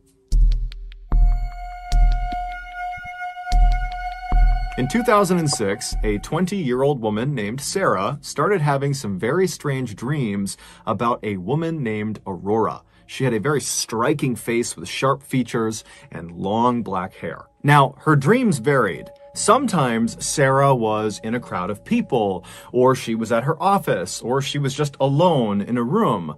But in all of her dreams, Aurora would always show up. Either she would interact with Aurora and they would speak, but Sarah could never remember what they actually spoke about, or Aurora would just be in the crowd or in the background just watching Sarah.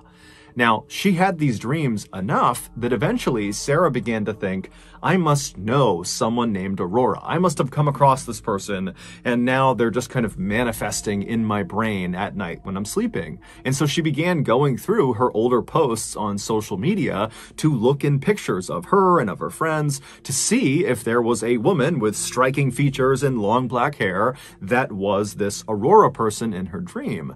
But after looking through hundreds and hundreds of pictures, she couldn't find any indication that she had met this person, at least not according to her social media. And so Sarah began just going on Google and typing in Aurora, long black hair, striking features. Has anybody dreamed about this? To see if there were people talking about having this type of dream on the internet. But she had no luck. Eventually, after about 3 or 4 months of having these strange dreams that Aurora was in, Aurora stopped showing up in Sarah's dreams. It was like it suddenly was all over. And so very quickly, Sarah just kind of forgot about it. A few years later, on Halloween night 2009, Sarah and a friend pulled off the highway into a gas station. They had been out with some friends celebrating Halloween, and now they were making their way back home. Sarah pulled into an empty spot right in front of the convenience store, and after they were parked, Sarah and her friend got out, they went inside, they got some snacks and drinks, and then they came back outside and climbed back into Sarah's car. A few moments later, Sarah had turned her car on, she had backed out, and she had driven past all of the gas station pumps, and she was making her way towards the single-lane strip of road that merged out onto the highway. It was how anybody who got into this gas station got back out onto the highway. And so as she's getting closer to the entrance of this short merge road, her phone suddenly rings. What happens next occurred over a span of just a few seconds. So it might seem like this is over several minutes, but this all happened pretty much simultaneously. So she's pulling up to the entrance of this merge road, her cell phone rings, and because there was no one behind her, it was not a busy night, Sarah decides to just stop her car, put it in park so she can safely take this phone call. And so she stops her car pretty much right in front of the entrance to this merge road, and she picks up her phone, she looks at the number, and she doesn't recognize it, but she picks it up anyways, and she says, hello. There was silence on her phone, and as Sarah is saying, hello, is anybody there? Another car from the gas station pulls up right behind Sarah's car, and they start honking their horn immediately. They're in a huge rush. And so Sarah, who's totally embarrassed that she's blocking traffic, she hangs up the phone, she puts it down, she puts her car back in drive, and she hits the gas. But this driver behind her is apparently in such a rush, they're so impatient, that they actually swerved around her, driving on the dirt off to the side of the road just to get around her, and then they sped off down the merge road back onto the highway. And literally, seconds later, another car that was already on the highway, a silver Honda Civic, lost control and smashed into this car that had just passed Sarah's car. So there's this huge car accident literally right in front of Sarah and her friend, who have now stopped the car. They're right at the end of the merge road looking at this horrible accident that they narrowly escaped. Sarah put her car back in park, she picked up her phone, and she called the police. When the police showed up a few moments later, they took down Sarah and her friend's version of events, and then a little while later, after the ambulances had left and after the two cars had been pulled off of the highway, one of the police officers pulled Sarah aside and told her that the driver of the Honda Civic and the driver of the car that had swerved around her had both been killed in the accident. Shocked, the only thing Sarah could think to do was to call back that number she didn't recognize that had effectively stopped her from getting onto the highway and maybe even stopped her from being hit by that Honda Civic. And so she wanted to talk to this person and thank them for saving her life. But when she called the number back, the person did not pick up. However, it went to her voicemail, and it said, "Hi, you've reached Aurora. Leave your name and number after the beep." Sarah could not believe it. She said she had never felt goosebumps like that in her entire life. The next day, Sarah tried calling the number again, and this time the woman, Aurora, answered the phone. The two got to talking, and Sarah explained her crazy dreams and now this crazy car crash thing and how it's all connected. And Aurora would tell Sarah, like, "That's amazing. This is a crazy story you're telling me, except I didn't call you last night. I have no idea how you got my phone number." And so at the end of this phone call, the two women really had not reached any sort of explanation for how this came to be, how they came to be talking. But they ultimately just said, "Okay, hey, thanks and best of luck to you." And then they hung up. After the call was over, Sarah found herself just kind of sitting there, not really sure how to react to what had just happened. It was such a totally bizarre thing that she had just been through over the past 24 hours. And then if you include the dream, this has been a multi-year long thing. And so on a whim, Sarah just opens up her Facebook account and she plugs in Aurora's full name because Aurora had given her her full name on this phone call they had just had.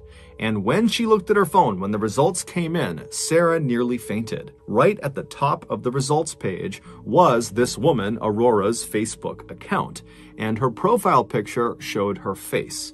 And when Sarah looked at her face, it was the exact same face she had seen so many times in her dreams. It was the same Aurora with the striking features and long black hair. The woman in her dreams was the woman who called her and saved her life.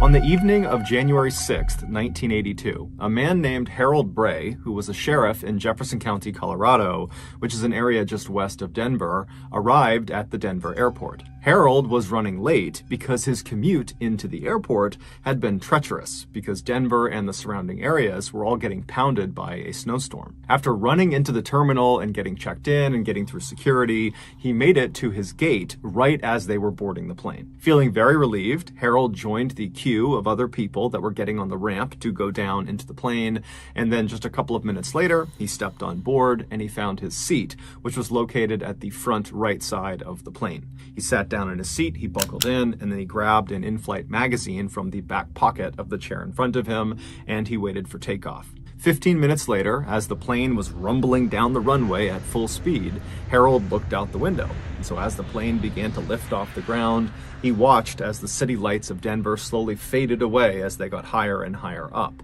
But just before their plane entered into the thick cloud that was hovering over that stretch of Colorado, Harold noticed something very odd out of his window. Located just west of Jefferson County, which is where Harold worked, was a 22-mile stretch of road that cut through the Rocky Mountains. It was called the Guanella Pass, and it took motorists up and over this 11,000-foot mountain pass.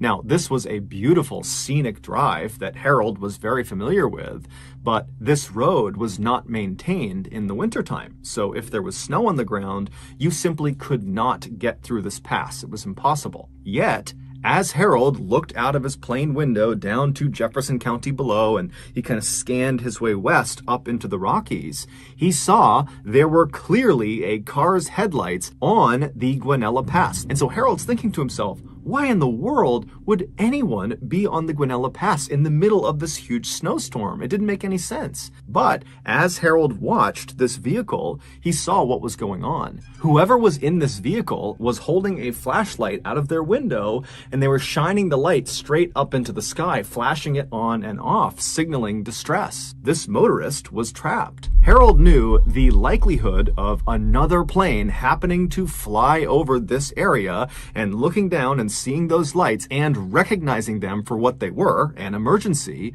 were slim to none. So Harold knew if he didn't act quickly, this motorist was doomed. And so Harold quickly got up from his seat, he climbed over the person next to him, he got into the aisle, and he waved down the attendant, and then after the attendant ran over, Harold explained who he was and why his experience as a sheriff told him that this was an emergency. And so the attendant took him very seriously. They turned around, they went into the cockpit, and they told the pilots, and the pilots used their radios to call down to authorities on the ground. And then just a couple of minutes later, the fire department was dispatched to Guanella Pass. 15 minutes later, the fire chief, a man named Dave Montoya, who was driving in a four-wheel drive SUV, arrived at the start of this 22-mile stretch of mountain pass, and as they're driving through the whipping snow, he sees up ahead the headlights of the stranded vehicle. And so he drives right up alongside this vehicle, which was a small pickup truck that had clearly slid off the road and gotten stuck in a big snowbank.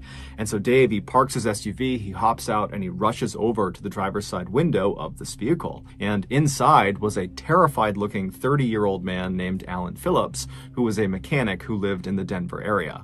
Now, at the time, it was the middle of the night, it's negative 22 degrees Fahrenheit outside, the winds are whipping, the snow is coming down, and Alan only had on a light jacket and some jeans and a small blanket wrapped around him.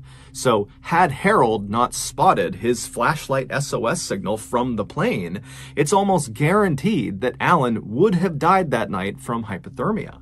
And so when Alan turned and saw Dave standing there, his rescuer, Alan began crying tears of joy and thanking God that he was going to survive. When Dave asked Alan what happened, Alan, who was slightly intoxicated, told Dave that he had gone out drinking at a bar, and then when it was time to come home, he had stupidly decided to drive through the Guanella Pass back to his home, forgetting that this particular stretch of road was not maintained during the winter. When Dave asked Alan how he got this really deep bruise on his cheek, he assumed he got it from crashing off the side of the road, Alan smiled a kind of embarrassed smile and said, "No, actually, after I got stuck, I needed to urinate, and so I got out of the vehicle and I walked a few paces away from my truck and I went to the bathroom, and then when I turned to walk back, the snow was so blinding I couldn't actually see my truck, and I ran to go find it again because I didn't want to be trapped out in the snow, and I ran into the truck face first, and so my cheek hit the door of the truck." And so Dave, he just smiled and said, "Alan, you are one lucky man." Over the next few days, local newspapers in Colorado and some national newspapers ran headlines about the miracle at Guanella Pass.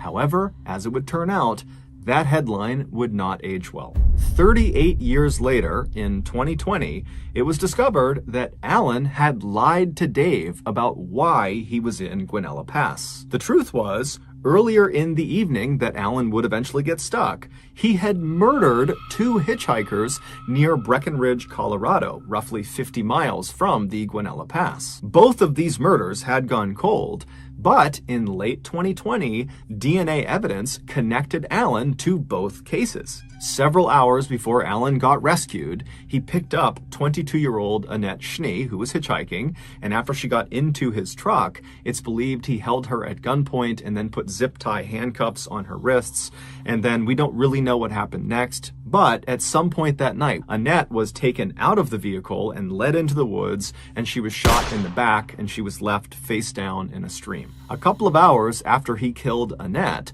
Alan picked up another hitchhiker, 29-year-old Barbara Oberholzer, and when she got into his truck, it's believed he did the same thing. He held her at gunpoint and put her in zip-tie handcuffs. However, Barbara was able to break out of her restraints. It's believed she struck Alan in the cheek, which is why he got that deep bruise on his cheek, and then she leapt out of his car and started running. But Alan got out, chased her down, and shot her in the chest, killing her, and then he dumped her body off the side of this cliff down into the snowbank below. So the only reason Alan got stuck in Guanella Pass is because he was attempting to flee the area where he committed these murders, and he likely just didn't understand how dangerous this pass was, and so shortly after turning onto it, his truck slid off the road and he got stuck. In February of 2021, Alan, who was 70 years old at the time and still living in the Denver area, was finally arrested for these two murders, and he is currently awaiting trial. Assuming he did it, that Alan killed these two women, we don't know what his motivations were. It's not clear, he hasn't said, and we also don't know if there are potentially other victims. So that's Jamie moved into a new home in Southern California. It was this nice little house that they referred to as their sanctuary. They loved it there. And shortly after moving in, Susan's new boyfriend, Matt, he moved in as well. Matt and Jamie got along great. Also, Matt had a daughter named Marie, who was the same age as Jamie. And so those two got along great. Susan and Matt are getting along great. One happy family living in this beautiful little home that they call their sanctuary. I mean, it's a charmed life. Everything would change when the peanut butter spilled. A few weeks after moving in, it's this beautiful summer day, and Matt and Jamie and Marie are all outside goofing around in the pool, and Susan steps away from them to go into the house to make lunch for the group. Susan goes into the kitchen, and she sees on the counter that a peanut butter jar had its lid off and had been turned on its side. And oddly enough, the peanut butter seemed to be running out of the jar like it had been melted. It was like in a liquid state, pouring out of the jar, and had gone all over the ground. She felt the temperature in the air and it wasn't very hot. So she figures one of the kids must have come in here and for whatever reason, microwaved the peanut butter and then dumped it on the counter. And so she reflexively turns around. She's like, Jamie, her daughter, Jamie, get in here. Jamie comes inside and she's like, what, Mom? And she's like, did you do this? And Jamie would say that she literally laughed at her mom. Like, why would I do that? And her mom's like, well, I don't know. Do you know if Marie did this? And she's like, no, we've been outside. So she shoos her daughter away and she calls in Marie. And Marie, too, is like, no, I didn't touch the peanut butter. Susan ultimately just kind of says, okay, the kids don't want to own up to it. It's a great day today. I'm not going to let this ruin it. And so she's kind of rationalizing what's going on. She's thinking, okay, one of the kids must have knocked it over without meaning to, and maybe it was warmer in here and I just didn't realize it and it melted. Any number of things could have been the reason for this, but I just don't care. After cleaning up the peanut butter, Susan leaves the house and they, all four of them, spend the rest of the day goofing around outside near the pool. When they come back in the house later that day, they find that there have been cans that you would keep in your pantry, like canned food, stacked on each of the steps leading upstairs. They also find that there have been random objects placed all over the house in strange patterns. In the bathroom, they find shampoo bottles stacked on top of one another, hairbrushes arranged in a star pattern on the counter. They open the microwave and find peanut butter jars and other random canned foods and stuffed animals from the kids' rooms in the microwave. The cleaning materials underneath the sink had been pulled out and arranged in a height line from shortest to tallest on the kitchen floor. Also, there were just strange liquids all over the walls. It looked like maybe ketchup or other sauces. They couldn't really tell what it was, but it was sprayed all over the house. There was shampoo on the walls and soap on the walls. And so when Susan and Matt and the girls go inside, they think that someone's invaded their house. So they run back out again. They're kind of looking around the property, wondering what they should do. And no one's come near their property. And they would have seen someone come to their property. So they start filming it. They go in and they film what's going on. That's why we have all these pictures. And they have no idea what to make of this. Matt believes it's Jamie, so not his biological daughter. Susan believes it's his daughter, Marie, and it starts this awful conflict between Matt and Susan. This would be the start of what would turn out to be a major fracture in this family, because it just continued to grow. You got to put yourself in their position. If you're Matt or Susan, you don't want this to be anything other than one of the kids did this. If it's not one of the kids, it means you had an intruder in your home. If it's not an intruder, then what caused it? They believe that the other child is doing this. They believed it so much that they did not see reason, but more than that, it would keep Matt and Susan from handling this the way I think anyone should have, which is get the police involved.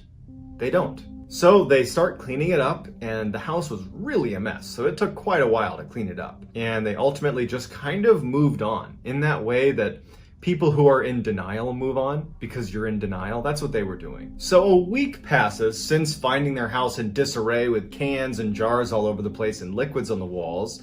And Jamie and Marie are spending some time together in Jamie's room. Marie was sitting at a desk that was next to the bed, and Jamie had a cup of coffee. She puts the cup of coffee down on the desk next to Marie and says, I have to go use the bathroom. She turns around, she walks out, she comes back, and Marie has her head down in her homework. She's not apparently paying attention to anything around her. And Jamie walks in and sees that the cup of coffee that had been sitting on the desk has now been thrown all over her bed. And there's only been one person inside of the room, and that's been Marie. She's like, Marie, what are you doing? Why'd you throw my coffee all over the bed? And Marie pokes her head up and she's like, what are you talking about?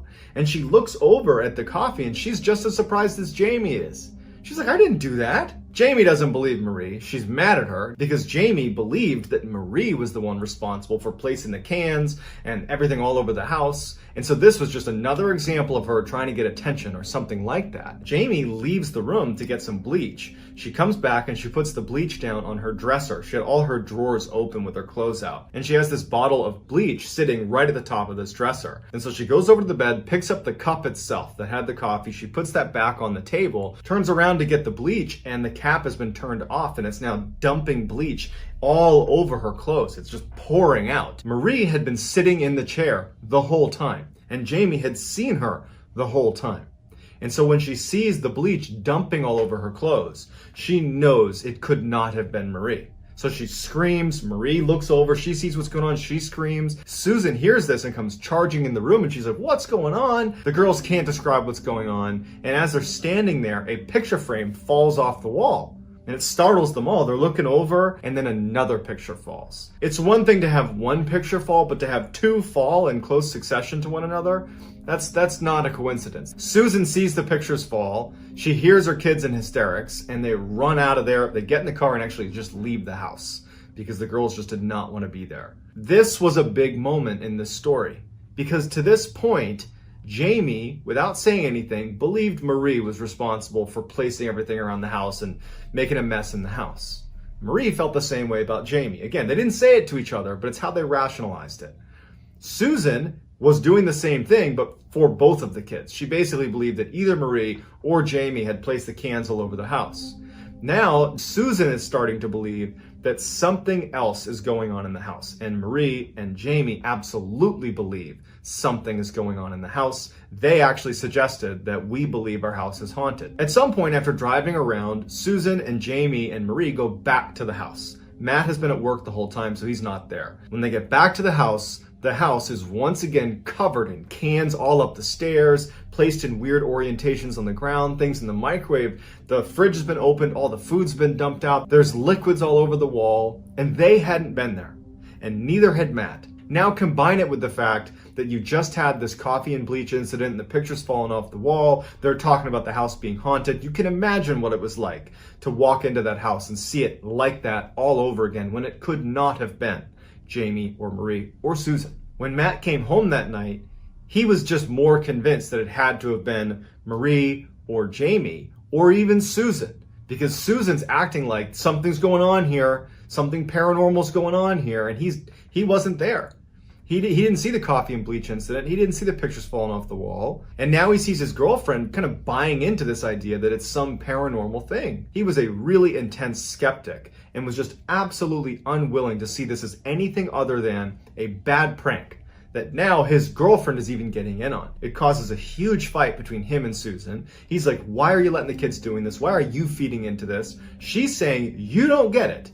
There's something wrong with this house. Practically at each other's throats, they pick the house up again. It takes forever. They put everything back. And by the end of it, it's like no one wants to talk to each other. The kids are fighting with each other. Susan and Matt practically hate each other. And that's how that night wraps up. That night, all the power went out in the house. And all they heard all night was doors banging nonstop. And their stove is set to light. So all you hear is that clicking sound. They couldn't get it to turn off. I mean, right in front of them, there's all this paranormal activity and they're recording it. And they have no idea what to do. Even though we view this story and say, come on, guys.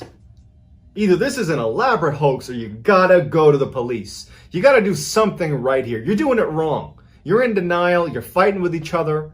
You can't do that. You gotta do something about this. But now put yourself in their position. Their world has been completely turned upside down. Everything they believed and understood about the world is being questioned right now. They are trying to hold on to every last shred of that former life and understanding of life that they had before this haunting began. And so they don't handle this well. They just continue to fight and to be at each other's throats, blaming each other for all the things that are blatantly happening in front of them that have nothing to do with Matt, Susan, Jamie, or Marie. So at this point, Susan and Matt and the girls have not told any of their friends or other family members about what's going on. So the next day, Susan would actually go to her close friend and say, here's what's going on, and I have no idea what to do. And her friend would say, maybe you ought to try giving it a peace offering. Maybe this thing in your house, feels like you're intruding. And if you offer some sort of peace offering to demonstrate that you mean no harm, that you want to coexist, that maybe it'll get along with you. Maybe it'll stop. So whether this was good advice or not, we don't know. But Susan finally has something that she has control over. And she really gets into this. She gets the girls. She knows Matt's going to be out for the day at work. And she knows Matt would not be cool with doing this. He would not believe that offering a peace offering is going to do any good. It would just cause more fights. And so she saw this window of time to take the girls and do this peace offering. She had this little figurine. It was a cat figurine. Susan loved cats, and she figured that a cat represented something she loved. And so it would be the perfect kind of deliberate, intentional offering showing that she means no harm, they mean no harm. Let's kind of call it truce here. And she puts candles on this table, and she puts the cat right in the middle, and she doesn't know what to say or how to do it. And the girls are just sitting there like, what's happening here? And Susan just kind of says, please accept this gift. It's my gift to you. We mean no harm, and we want to coexist. And it just so happens that as they're performing this kind of ritual, Matt came home. He had not slept the night before. It had been a really bad night with the slamming of doors and all that craziness. And so he left work early. He called in sick, basically. And he comes into the house and literally sees Susan doing this kind of ritual with his daughter and his stepdaughter. And he immediately goes to like, absolutely not. We're not going to go to trying to interact with this thing. We're not going to act like it's real. It's not real. And so he goes over and he kind of picks up on what they're doing, that this cat figurine is at the center of attention. And, Susan and the girls are telling him, don't do anything, don't touch it. And he takes the figurine and he walks out to the back deck and he throws it onto their backyard. And Susan and the girls are crying because they're like, oh my gosh, you're gonna make this so much worse. Everybody's attention is towards the backyard. When they all turn around to look at the mantle, Matt thinking he had solved the problem, there is a figurine, an identical one of the cat that's sitting on the table again. They all gasp, they can't believe it. And it doesn't make any sense. They watched Matt throw the figurine. Matt doesn't care, picks it up and throws it on the ground and smashes it right then and there. And it's just this crazy sequence of events that when you hear the firsthand interviews with Susan, she can barely describe this moment because you're seeing something reappear. And then Matt is destroying it. It's like a very deliberate, aggressive act towards this thing in the house. The very opposite of what it was meant to do. And Susan would say that she knew they were going to go through hell for that. That night, after everybody finally fell asleep, Jamie wakes up in the middle of the night and goes down into the kitchen to get a snack. When she goes in there, she sees written all over the walls, everywhere, is the word cat. Everywhere. And she immediately runs upstairs. She gets her mom, she gets Matt and Marie. Everybody sees that there's this word cat written everywhere. Matt looks at Jamie and says, you're the one that found this. You did this. Susan comes to defend Jamie and says, you're the one, Matt, that smashed the cat figurine. There's no wonder this is happening. And so this horrible fight happens where they aren't seeing what's actually going on. They're just seeing red and fighting with each other. Meanwhile, they're blatantly being haunted. In addition to cat being written everywhere, the house had been completely ransacked. I mean, everything's been dumped out of drawers. Everywhere that you could make a mess, there had been a mess made. And no one woke up to it. They were all in bed. No one woke up to this much of a mess. It didn't make any sense. They start cleaning up this horrible mess. And as they move some things aside in the kitchen, they find what looks to be a huge footprint. It is not Matt's footprint. It's certainly not one of the girls' footprints. It's easy for us to say, well, why didn't you go to the police? But you got to remember that when you're in real crisis mode, your brain will tell you that everything is fine. It will be in complete denial of things that are right in front of you because it's a coping mechanism. And so they did nothing and just let it continue. Susan desperately wanted to leave the house, but she couldn't do it financially. They couldn't leave the house. They couldn't afford to, so they're trapped. At this point, the kids are getting very withdrawn.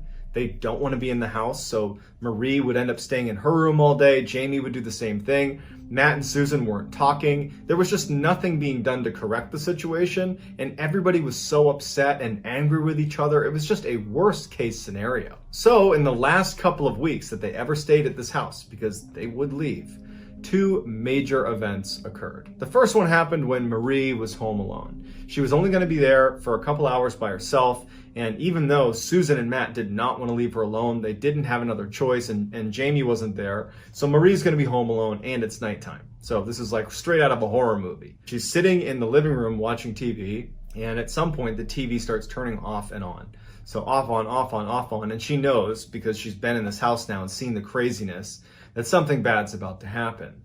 And the TV finally just turns off. She can't get it on. She reaches for the remote flies off the table. And now she's just sitting there frozen because she knows that something's in the house with her. She watches as the rocking chair right in front of her just starts to rock back and forth, as if the person or thing that had pulled away the remote had walked over and sat down in the rocking chair and was now looking at her rocking back and forth. Marie is looking at the rocking chair as all the pictures on the walls just start one by one falling off the wall. Marie and Jamie had a habit of always having a digital camera with them at all times because they were taking pictures and filming everything strange happening in their house. And so as she's laying there, just absolutely horrified, she takes her camera in her hand and kind of turns it and just starts taking pictures of the room before running out of the room to get her phone, where she calls Susan, she calls her dad, she calls everybody. She's screaming into the phone, "You got to get here, something's going on." And Susan flies home, Jamie flies home, they rush inside and they grab her, and she's unhurt, but the house has once again been tossed. And then after it all kind of settles down, Marie says, "I took pictures." And so Susan and Matt and Jamie look at these pictures. There are these weird orbs of light that are very clearly in the room with her, that are moving around the room. She managed to get a couple pictures of them, and they're just totally out of this world. At this point, Matt is convinced that there's something paranormal happening in the house. He's not even putting up the charade that this is Jamie, because it wasn't. It wasn't his daughter. It wasn't anybody. How can you explain these pictures? You can't. And so Matt decides, well, I don't know who we call for this, but I think you call the church. And so he tried calling a bunch of priests and pastors and tried to get anybody to come over. And the best he could do was get a pastor to come over and pray with them before leaving and saying, "We can't help you." And so they were totally on their own, and they can't afford to leave. They know something horrible is happening here, and they're just trapped. And finally, the second major event that occurred in those final 2 weeks happened to Jamie when she was home alone. Jamie was in her room and she starts hearing pounding on her door. She started filming this pounding on her door. There's no one home with her. And you just hear in her voice that she's terrified and someone is pounding over and over on the door, on her bedroom door.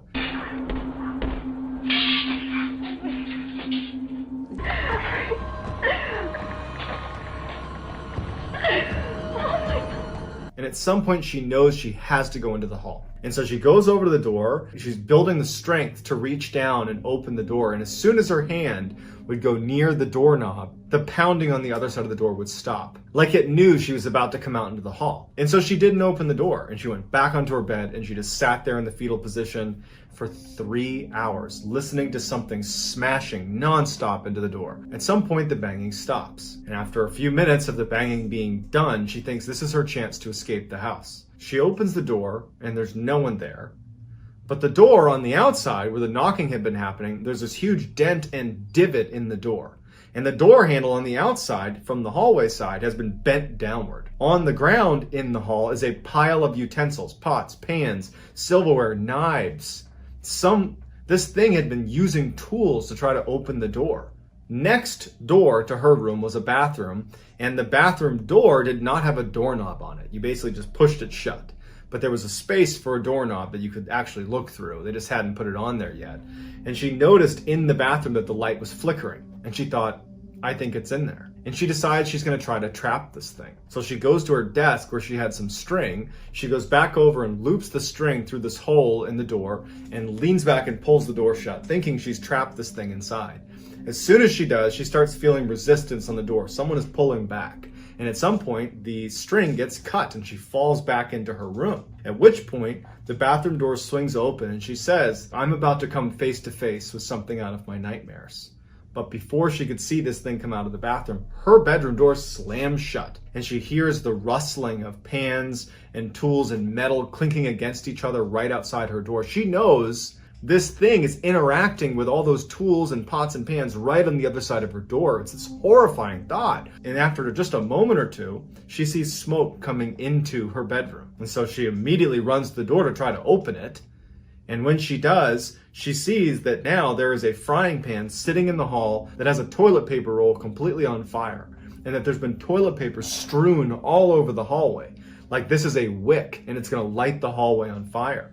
She grabs a sweatshirt and she smothers the fire. At this point, she's in full survival mode. She knows she has to get out of this house. It's trying to kill her. And so she walks down this hall, pulling aside all of the toilet paper, getting ready to come face to face with this horrible thing. She goes into the living room. The whole thing has been covered in toilet paper, paper towels. Papers have been strewn everywhere. This thing was trying to light the house on fire with her trapped inside. And so she manages to make her way through this maze of toilet paper. She sees there's no other fire set, and she goes outside defeated and just sits on the front steps of her house, waiting for her mom to come back. Susan, Matt, and Marie were all together, so they came back and they saw Jamie sitting on the front steps just crying. They go inside, they see the scene. Jamie explains what happens, and that was it. They knew they were gonna have to go bankrupt to leave the house. They did not have the money to leave, but they had to leave. And so they barely packed up and they left that house. It didn't sell. Susan literally went bankrupt. And soon after they left the neighborhood, their neighbors left the neighborhood, and 5 other neighbors in their immediate vicinity all left. All of the houses did not sell. They are all vacant. No one knows why. Susan, Jamie, Matt, and Marie, since leaving that neighborhood, even though they were ruined financially, they were very happy to get out of there. They've had no other paranormal activity since they left, and they're just glad they got out of there with their lives. So I'd love to get your reaction to this story. What'd you think of it? What do you think happened?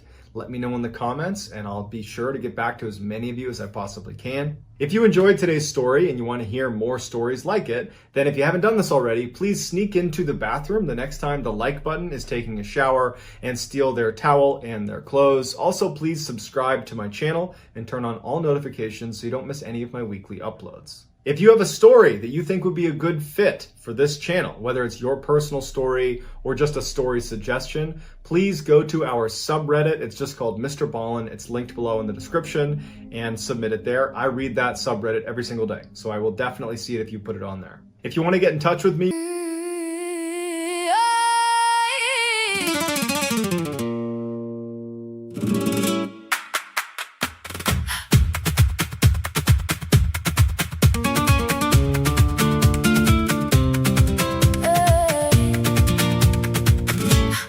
saw you cross the floor, tacones on the tile, gold in your smile and trouble in your eyes. You spun me like a vow, then left me in the dust. I should've known it then, you're fire when you touch. Hold on, don't let me fall. You pull me close, then you take it all. Hold on, say my name slow. One little look and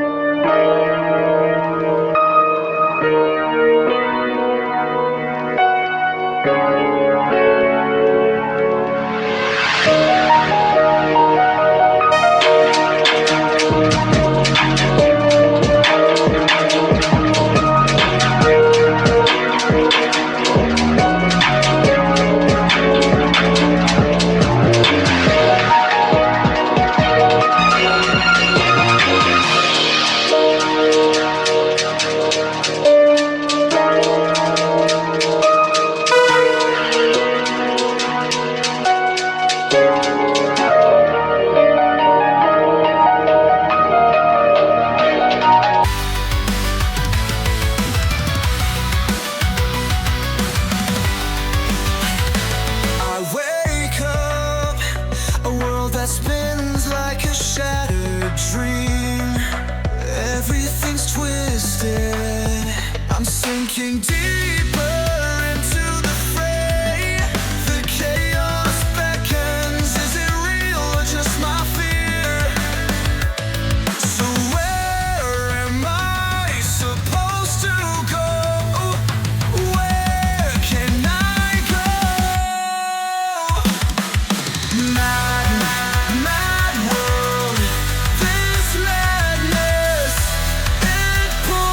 you can direct message me on Instagram. My username is JohnBallen416. I also just started using a Twitter account. My username is also JohnBallen416. And I'm very active on TikTok, where my username is MrBallen. So whether I see you on Reddit, Instagram, Twitter, TikTok, YouTube, some combination,